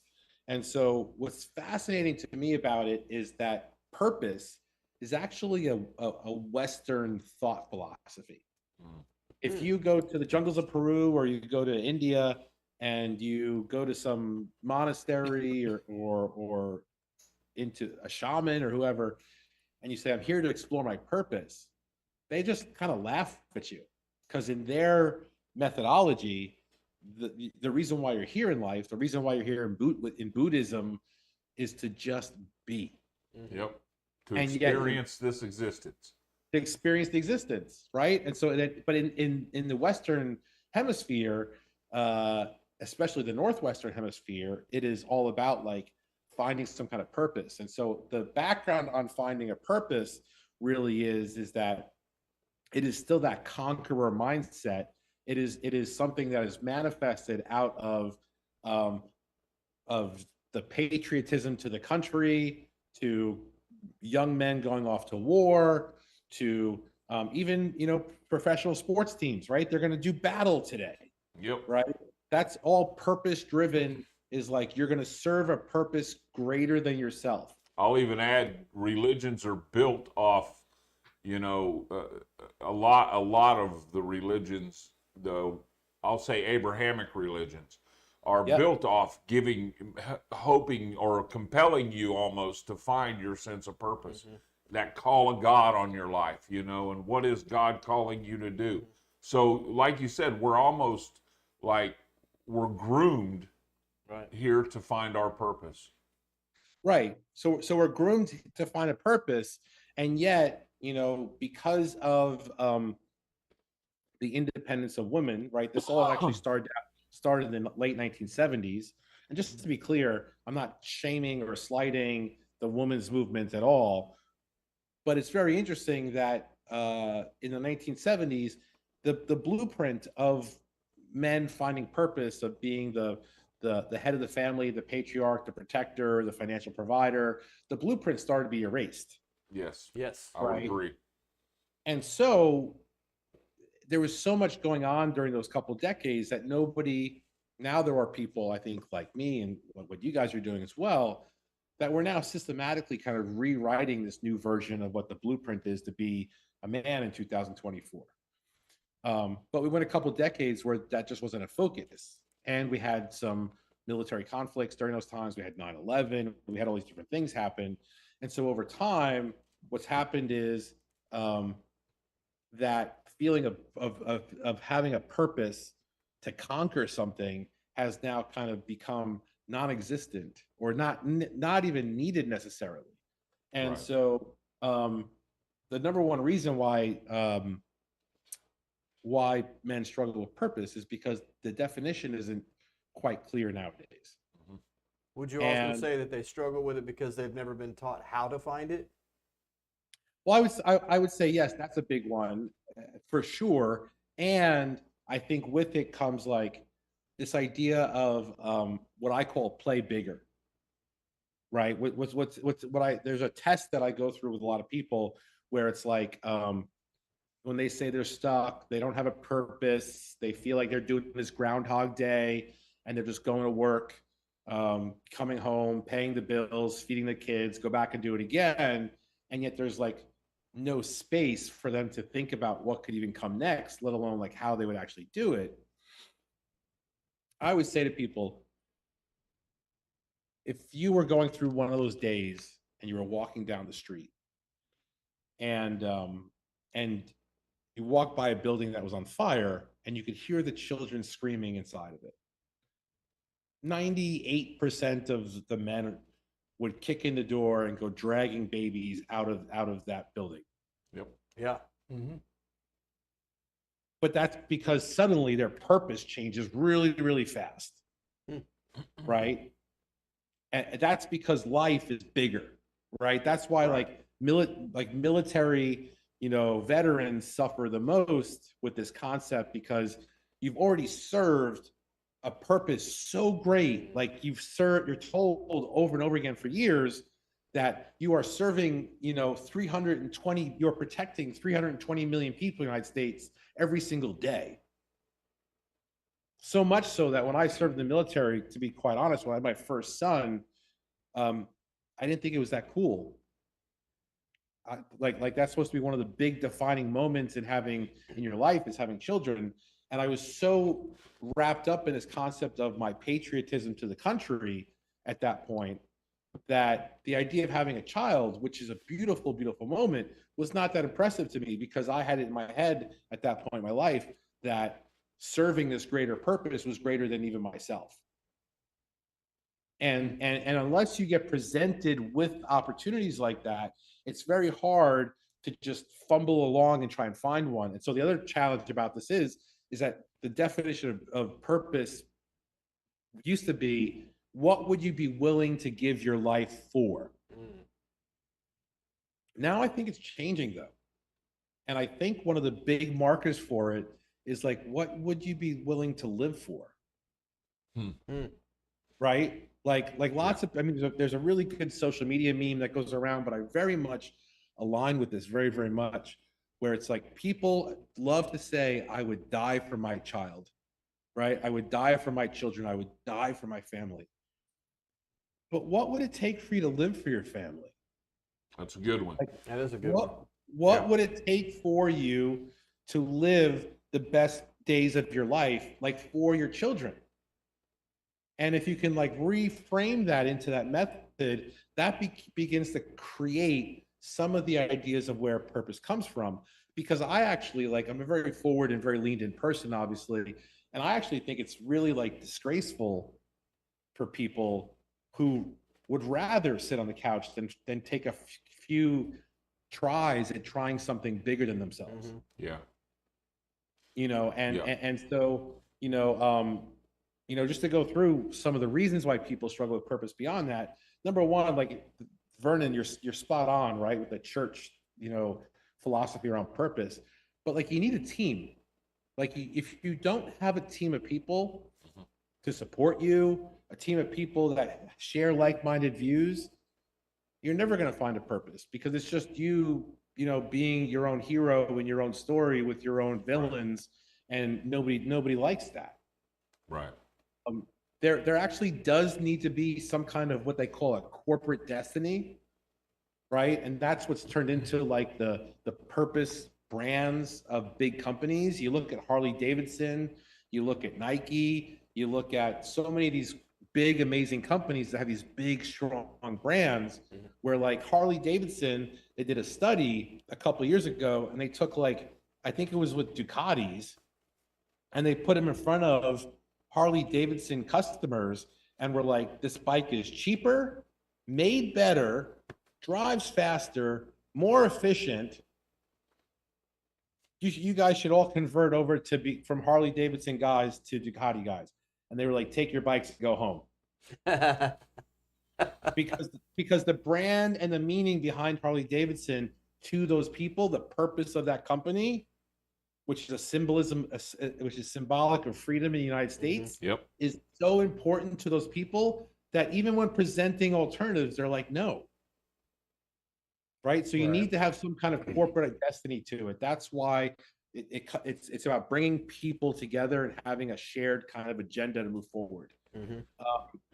The vulnerability piece is a big piece of this too for purpose, because you're going to need some help along the way. And this individualism, like we talked about earlier, puts everybody on a pedestal, and everybody loves to, or everybody knows everything about everything, and everything's got everything perfect. It's why, like in my own world, like for my first couple of years, I was kind of the strategic leader of the different businesses I'm in. And when we started Omnis Rising, which is that online men's community, we decided that with the way that the world is changing, there has to be this conscious leadership methodology involved, where there are multiple leaders all pulling their own weight, but being able to be tagged when it makes sense in order for them to lead that conversation. And I think that as we kind of unpack and learn more about ourselves, that's going to continue to evolve over and over and over again, is that we need to have this vulnerable moment to be like, I don't know what to do here. Who does? And then who's going to trust me enough to pick up the slack when I can't? Right. And nothing, no guilt or shame or nothing is lost, in that conversation. Sure. And the final one is exactly what Chuck said, which is there's not enough older men who have passed down that wisdom and purpose enough and instilled that in people into the point where that can be carried forward. Now, like I've done some really amazing things with Native Americans, sweat lodges, and a whole bunch of other different practices throughout the world. But whenever I've gone to sweat lodges, it's like there's every single man involved in the sweat lodge, from the teenage boys that are there to the young 20 boys to the 30-year-olds, everyone's got a job. And everybody is mastering that job so that they can share that job with someone else as they come forward later on. So there used to be this rite of passage, for all men to go through at various stages of lives. And we all like to talk about the idea of a rite of passage, but there's not enough talk about all the training that went into that day when that boy went out. When that boy, like one of the rites of passage would be go out and spend 24 hours, in the woods and slay the beast, a wolf or a bear or something like that. And we talk about that, but we don't talk about the months of training that went into that beforehand. And we've become this society where we want to say, my purpose is I'm going to feed people tomorrow. Go and feed a couple hundred people, and then change your mind on something, and then pivot your purpose again the next week. Yeah. So, it's also like a very misleading thing, the purpose thing, because I think it's really, really great for everyone to have a purpose. I think it's worth finding. I think it can change over time, and that's okay. But I always like to pressure check people's purposes. And here's what I mean by that. Several years ago, I did a financial exit from a company, and so my name got put on a whole bunch of different websites and places where people could get access to me, and people started sending me all this investment stuff all the time, trying to get me to invest in their companies. And everybody at that point was all purpose-driven companies. They wanted to save the whales, save the turtle, save all the things, right? And it's funny because when I would get on the phone with these people, you know, they have these different kind of mechanisms now, like you buy a pair of socks and they donate a pair of socks, you know, to a third world country. Seen that. You know, they're making straws out of avocado seeds now and feeding the avocados to poor kids or whatever, like all these different things. It's an amazing cause. It's an amazing cause. Avocados for starving kids. And so what I used to always do was I'd want to pressure check that purpose, because most people's purposes will be like really tied into themselves, right? This is like, how do you find a purpose? Well, I think you got to look at where you come from. You got to look at the problems that you've been through in your life. And then you got to look at like, how would you help somebody so they don't have to go through that problem ever again? Right. I love that. Right. Like really like if that's why you see, when you see people really thriving in their purpose, they're like this. They're like, look, I overdosed on on heroin when I was 16. I almost died. I don't want anybody to ever go through that again. And so I run a clinic that prevents that. You know, like, you know, you hear women, right, got raped or sexually assaulted, and they start these clinics and they educate people, you know, people starting fentanyl, you know, non-for-profits so that people don't get wrapped up in fentanyl. It's because like the suffering still has to be there. Yeah. In order for that, the thing that's crazy about the human experience is that we're supposed to suffer, but we're supposed to suffer and learn from it in some powerful way afterwards. Well, and what you're saying also is that in some way our suffering will define our purpose. Sometimes we find our purpose through our suffering. Yep. You know, because if you're a drug addict or a rape victim or a victim of child abuse or anything like that, and you find your purpose in helping people who, I mean, that's kind of where I'm at. I want to help people who come from the background and have gone through the things I've gone through. I want to help them understand that there is a better path out there. You don't have to live in that place forever. You can come out of that and you can live an amazing existence, you know? And so in a sense, my purpose was birthed out of my suffering, and it seems like a lot of people are that way. And, you know, a lot of people's, that's where it comes from. Wouldn't you agree? 100%. Because here's the thing, right? Here's where purpose becomes super important for everybody. There's going to be a point where you got to build something, right? Brick by brick. It could be a spreadsheet. It could be making phone calls. It could be, you know, having a hard conversation with somebody. There's going to be a moment where you're going to be tested on whether or not you really want to do this thing or not. And the only time that purpose really comes into play is it's going to be the thing that moves the needle forward for you when you can't do it for yourself. Right. Yeah. Like I have, like I'm in my studio and I have on my wall directly in front of me, I have my 3 purpose-driven goals for the year.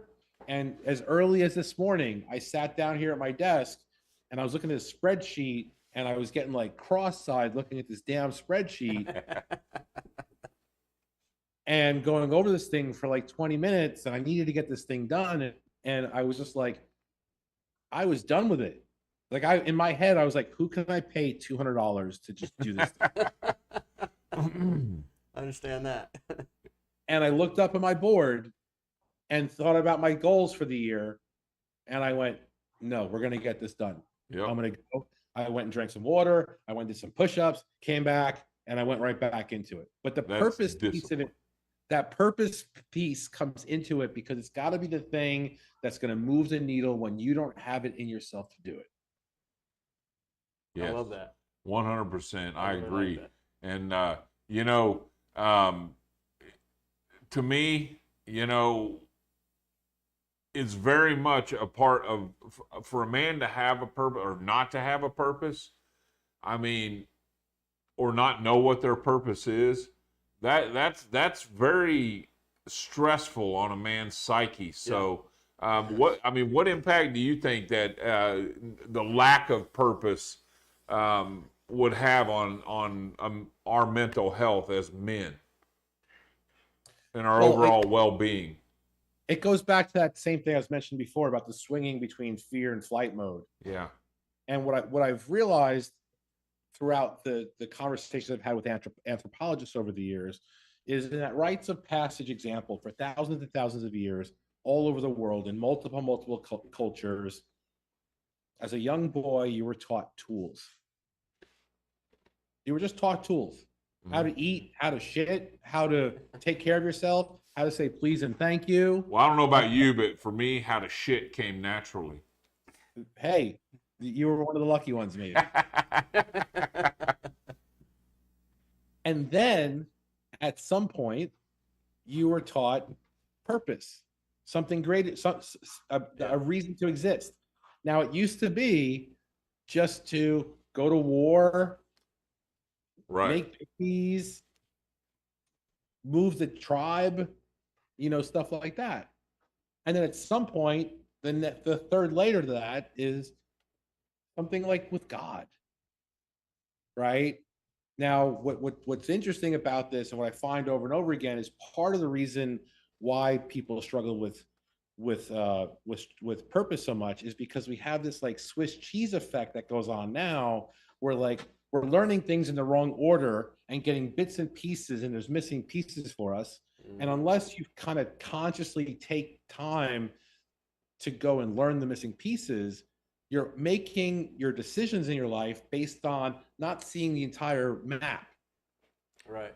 Incomplete And information. so over and over again, this is what ends up happening is we're not passing down enough of the wisdom, and then we're making decisions with like Swiss cheese, like seeing only part of the thing and then going forward and moving through it.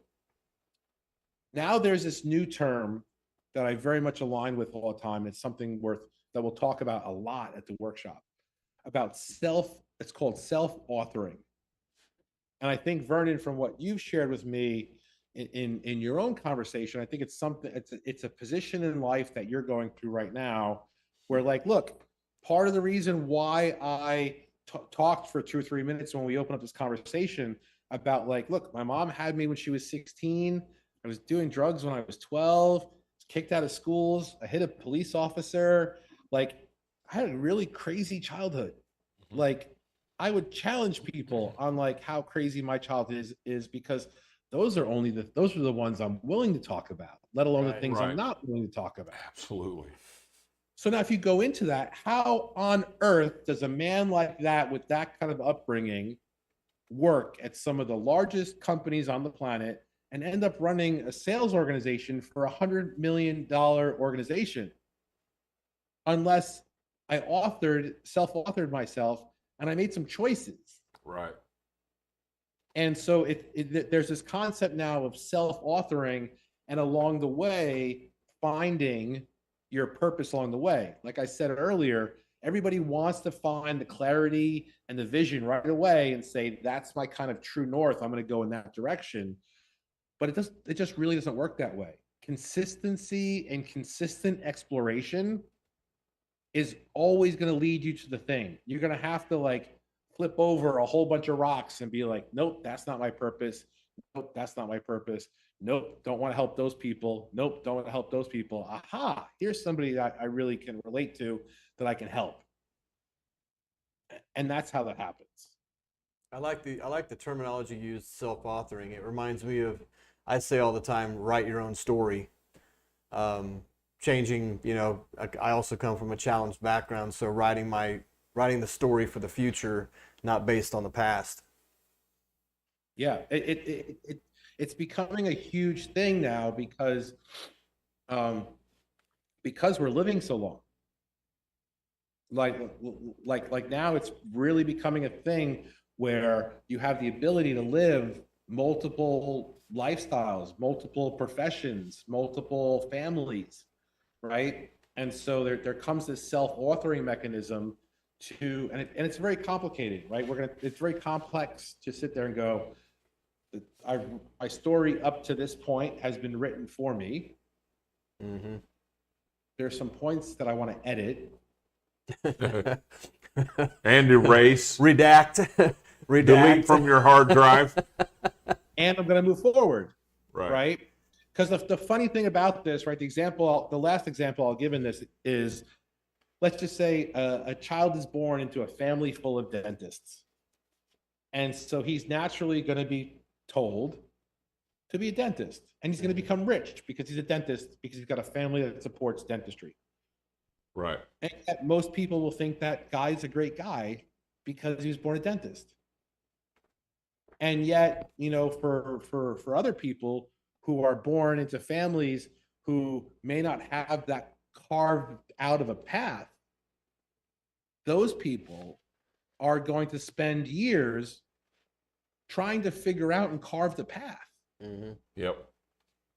And that's where the challenge comes in, because it could be something as simple as like who you're born into, right, that can defining moments. But at some point you got to go, well, I'm an adult.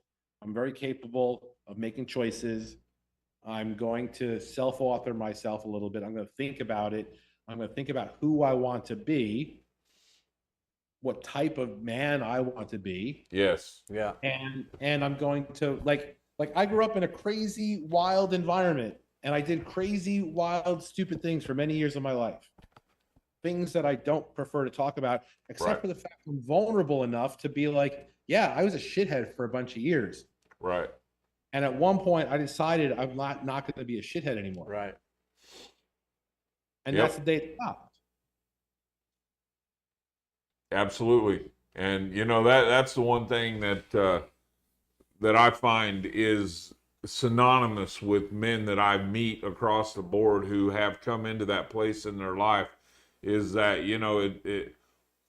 realizing that we have the ability at any time to shift directions and to change our story, mm-hmm, and to rewrite who we are as people. Mm-hmm. Look, we are who we think we are. Mm-hmm. As a man thinketh, so is he, and so what we imagine ourselves to be is what we are. And at any point in time, I think that we have the ability to change the path we're on if we're not on a path that feeds us emotionally and spiritually and physically even. So, but you say that men need to evolve in 2024 to be successful, and I would agree. And to me, that's one of the things that we've been kind of diving into in our private conversations here on the show about, some topics that we want to dive into, here in the near future. And, a lot of them have to do with, the challenges that men are facing, and I'm going to say especially, the heterosexual male faces a lot of challenges right now. How can we adapt to the changing dynamics of the gender roles and relationships to foster a more meaningful connections, and partnerships moving on into 2024 and 2025 and, on and on? Yeah, I love this part. What's really, really funny is, so I predominantly coach men, but oftentimes I'll coach women. They'll come to me for coaching as well. And it's usually going to be a very successful woman who doesn't want some flaky woman in a dress and makeup to tell her how great she is all day long, right? And I ask these women a lot of times because these women become really good research examples for me. And a lot of them end up being single because they're these boss babes, right? They like run their own companies, their kids are grown, they're beautiful. And the funny thing about that is these women who are very much in control of their lives will say to me when I ask them, like, what are you looking for in a man? And they will be like, well, I just want some guy that's just going to let me cook him dinner. Like, I just want some guy who's going to tell me dinner's at 8 and tell me to be pretty. Like, and it's really, really interesting because we live in this society where there's this, like, again, this reshuffling of the deck is going on. And the challenging thing is that with that blueprint being erased, it's been a catalyst for women who can make their own money, who can raise the children, who can probably get their own house. And suddenly, a lot of men who haven't really worked through or self-authored their new identity, they feel triggered by this experience because they don't know how to create safety and security for these women. And so therefore, a lot of them, it goes back to this self-esteem, peer pressure, wounded and superficial thing, to being like, guys got to be able to kind of show up a little bit differently for women in order for them, or even for themselves, so that they can attract partners, going back to that comment, right? That are women, that they choose the right women in their lives. Because now you see this like inverse thing going on where a lot of women are now doing that piece that I mentioned to you guys earlier, where women are going, he'll do. He'll warm the bed. Dropping their own standards. Well, settling, settling. And men are not going off to war as much anymore. And, there's dads are staying home with kids, and, dads are getting these greater opportunities to, have more influence in with children's development, which is something that I'm very, very proud that I have created a lifestyle where I get to pick up my daughter one day a week from school and just kind of hang out with her and take her to see me travel and see me speak all the time and stuff like that. But it's very, very different. But it has to come with this, number one, what Vernon said, this self-awareness. And number two, I think really defining the type of man that you are and having that vulnerability to be like, there's probably some things that I have to work on. Right. And, what's interesting is men don't normally, or we're not trained or prepared to move closer towards the things that we actually want. I totally agree with that. Yep. And it's this weird thing where it's like, if you want a happy relationship, then do the things that move you closer to a happy relationship. Yes. Absolutely. Right? That makes sense. It only stands to reason. So absolutely. 100%. So what outdated beliefs and behaviors do you think that men should leave behind moving forward into the new era, the new It seems weird to call, moving forward here into the modern era because, I was a kid in the 70s. Okay, my childhood from 1 through 10 was spent in the 70s, and I can only remember about the last half, that decade, but I do remember very clearly that, we're in a new era, and so how many new eras are we going to be in? But anyway, that was a little rabbit trail there. So yeah, so outdated beliefs, Neal. What do we need to leave behind? What beliefs do we as men need to shed in order to progress and succeed moving forward? I think it really is. It really is that thing I said at the beginning about like really taking the time to define who you are. Yes. Like that's the most like instead of projecting this type of person that you are, like you could literally sit down and write down, I'll make something up here. I'm a little bit cocky. I can be a little bit of an asshole sometimes. Cheap. I go to bed early. And I don't like to work hard. Why are you getting in my head right now, Neal? I think you just described all three of us here. If you put that out into the world, there's going to be a woman who's going to be like me too. Me too. Right? Yep. And the funny thing is like even like in my own life, I was on a phone call at a meeting with the woman who's in my life last week, and she went and grabbed a marker and the whiteboard and started taking notes while I was on the phone call with the person. And I got the phone with her and I was like, I'm so turned on right now. Like, that's hilarious. You know, but it comes down to that. Like, I think that it's not about letting go of like what you know. It's like, because that's a big mountain to like reverse people's thinking, right? I have a lot of empathy for how hard it is to do personal development work, especially for men.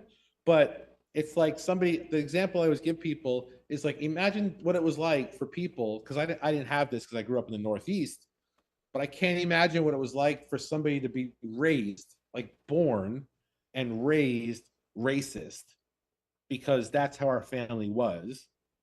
And then one day, somebody was like, don't do that anymore. Right? And as controversial as a topic as that is, that's got to be so hard to like rewire somebody's really thought process to be like, okay, but that's how I was raised. And so it's not so much about like what are some of the old things to let go of, as much as really for men defining like who they actually are, and being real clear when they meet people on like, and I think you guys have said you've done this before as well, being like, this is who I am, you know, kind of take it or leave it. Yep. And then being able to put that all out there for people, because someone, like, I like to joke around and say someone's going to be just as neat as you are. Somebody's going to be just as sloppy as you are. Somebody's going to be just as noisy as you are. Somebody's going to be, you know, just as annoying as you are. You know, like there's going to be somebody out there, but it comes back to that selection process that we talked about in the beginning of like, if man doesn't show up clear in who he is, then how can he expect his partner to be able to feel safe and secure around him enough to the point of where at some point the whole thing just falls apart and then it's her fault for not doing what he asked. Man, you're preaching now, brother. Man. That's for sure. True story. You know, and the crazy. I think it's important for men to explore and get better at something they call EQ, with emotional intelligence. I think emotional intelligence plus situational awareness are two of the most important things. I like that. EQ, not IQ.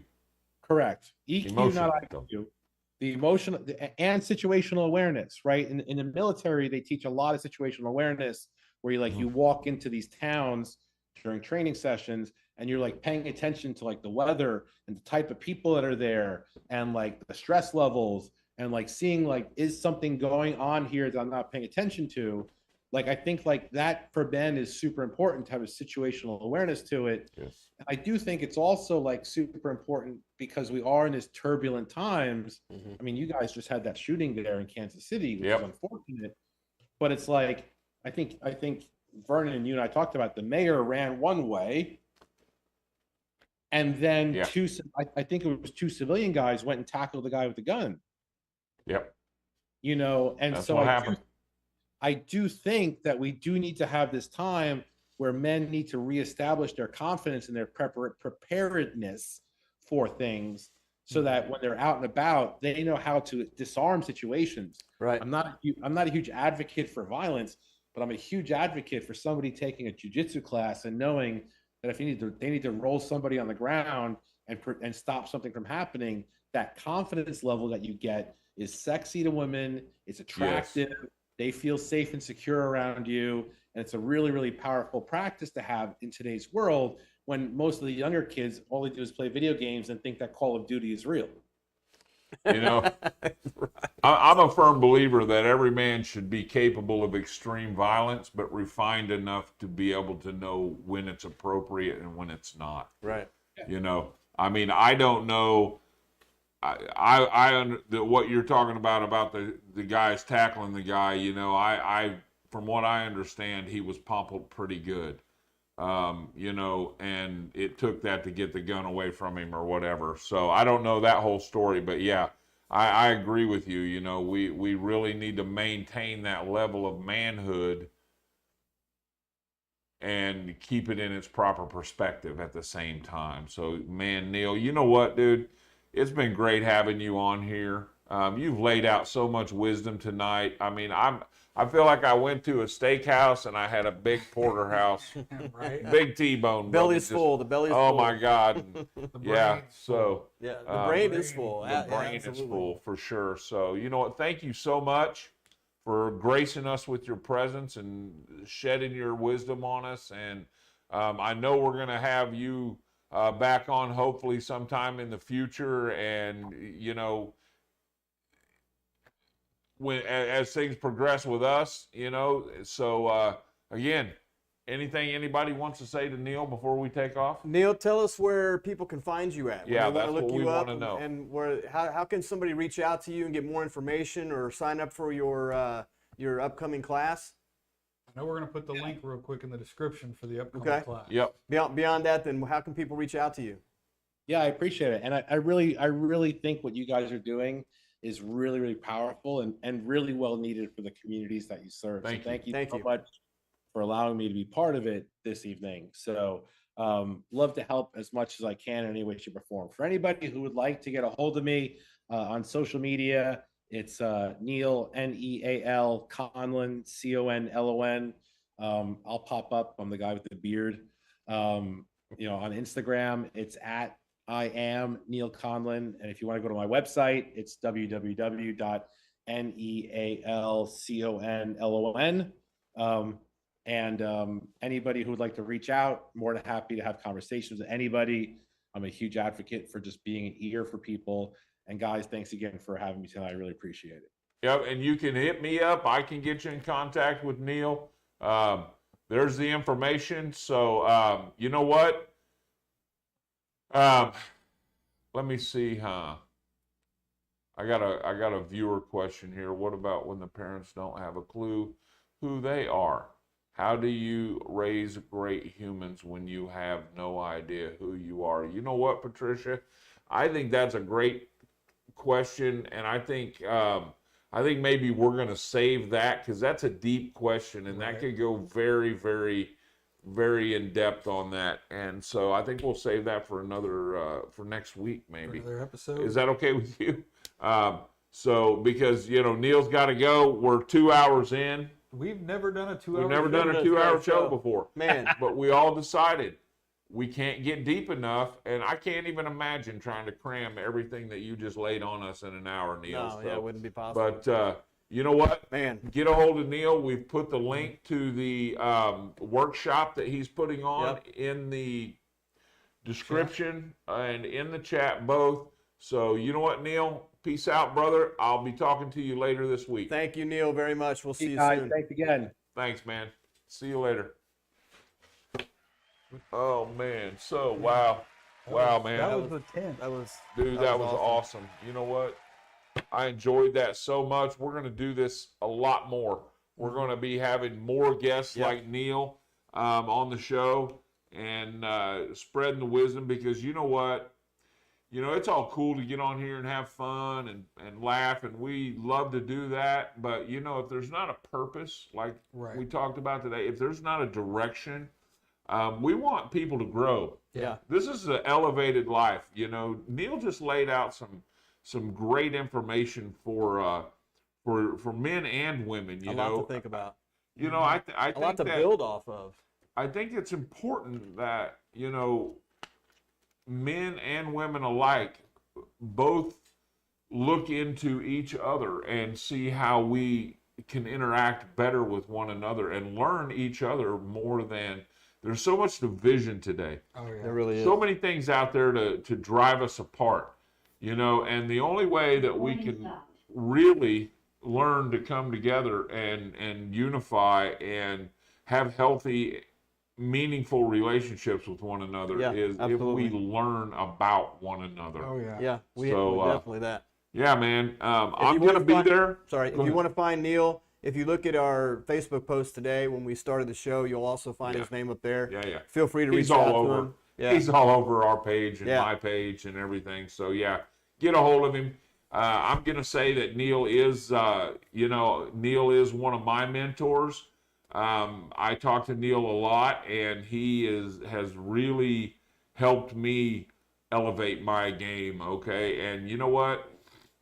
That's what this is about. It's the elevated life. Right. It's living the life at the best, and you can't do that if you're not willing to do the work. Just don't even watch our show. We love everybody. We want everybody to grow. That's why you're here. But you know what? If I'm sure there's a lot of people that are going, man, this show's way different than it used to be. Yeah, it is. Yep, we're elevating, and we want to take everybody with us. We want everybody to elevate and evolving, elevating. Yes, yeah, absolutely. We're men, and yes, we're going to pay a lot of attention to men's topics and stuff like that. But women, you'll learn a lot about men if you hang in and watch it here and get the men in your life to come here. Yep. Neal talking about his gathering. We're going to be starting soon a once a month meeting, a men's club.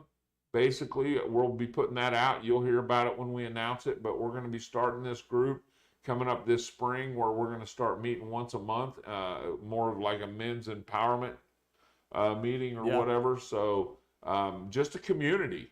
Yep. Just community for us to be able to come together and bounce ideas off of each other and learn from each other and confide in each other, a safe space. Men need more safe spaces where masculinity is welcome, where masculinity is celebrated, and where we can work out of those traumas so we don't have 31-year-old men acting like 18-year-old boys. Right. Yeah. Oh, my God, it's horrible. I mean, I talked to one on the phone yesterday.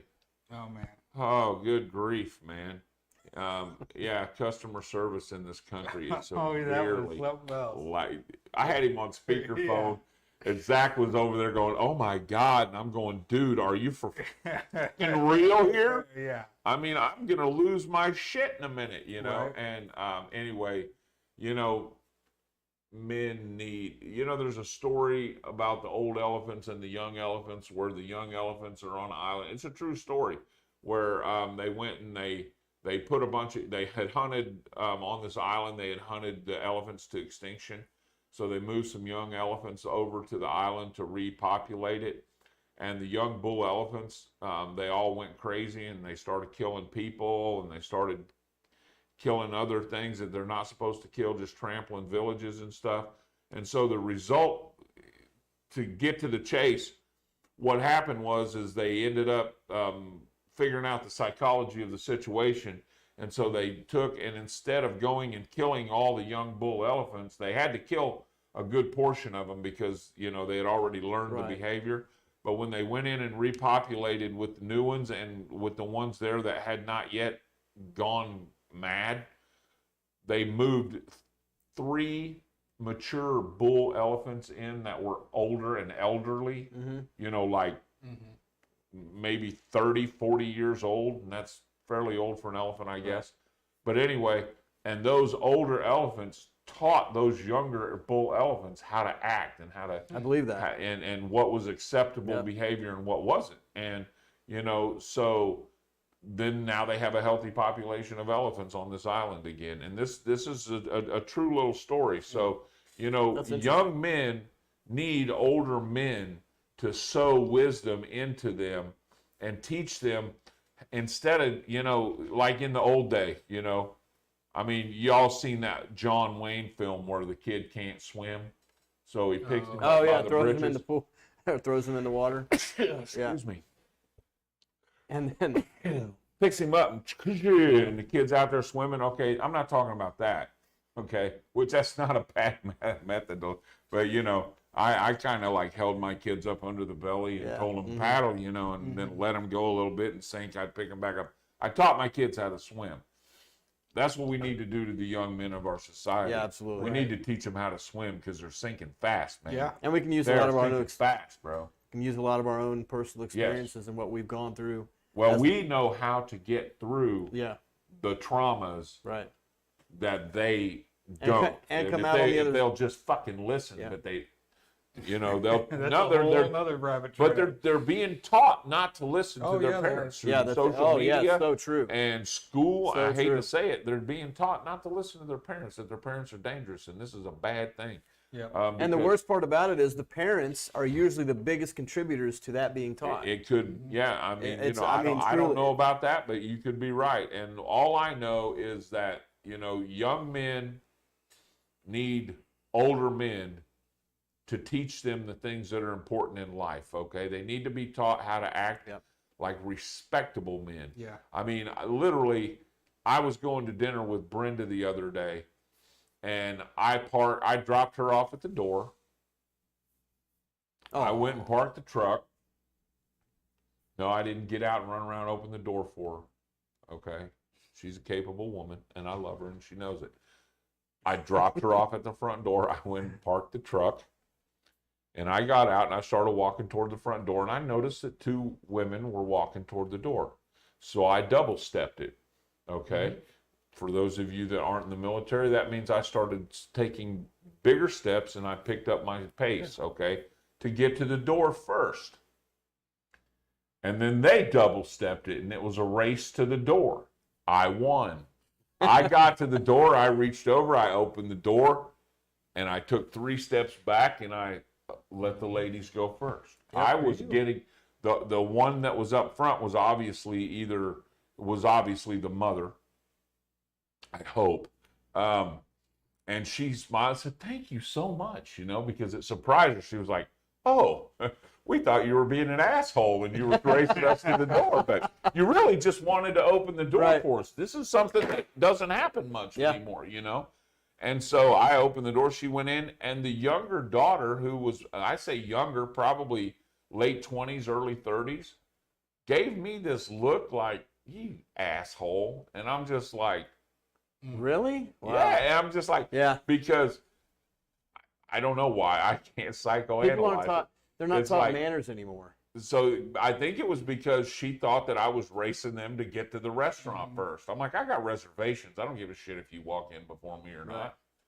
I mean, I'm going to walk in. She's already told them. My wife's in there. I'm not racing. It used to irritate me so bad. Go ahead. Sorry. No, I'm just, it's chivalry should not be dead, but it's being killed. Yeah. Okay. Men are under fire, and we need to learn how to act so that we don't justify the fire we're under.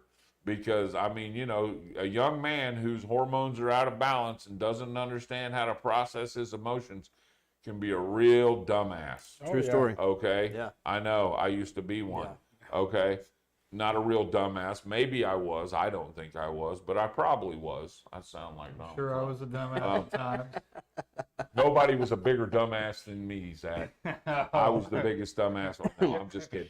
But no, I was a young man with hormones once, and I didn't quite have the best direction in life, and so I understand. Yeah. Now that I'm where I'm at, I very much feel compelled to go back and try to help steer younger men through the maze of self-awareness, reflection, and getting over limiting beliefs, limiting mindsets, traumas that have caused them to react certain ways, and how to do that. Because it's a slippery slope. We share that it's passion. a tricky maze. So that's what our purpose is.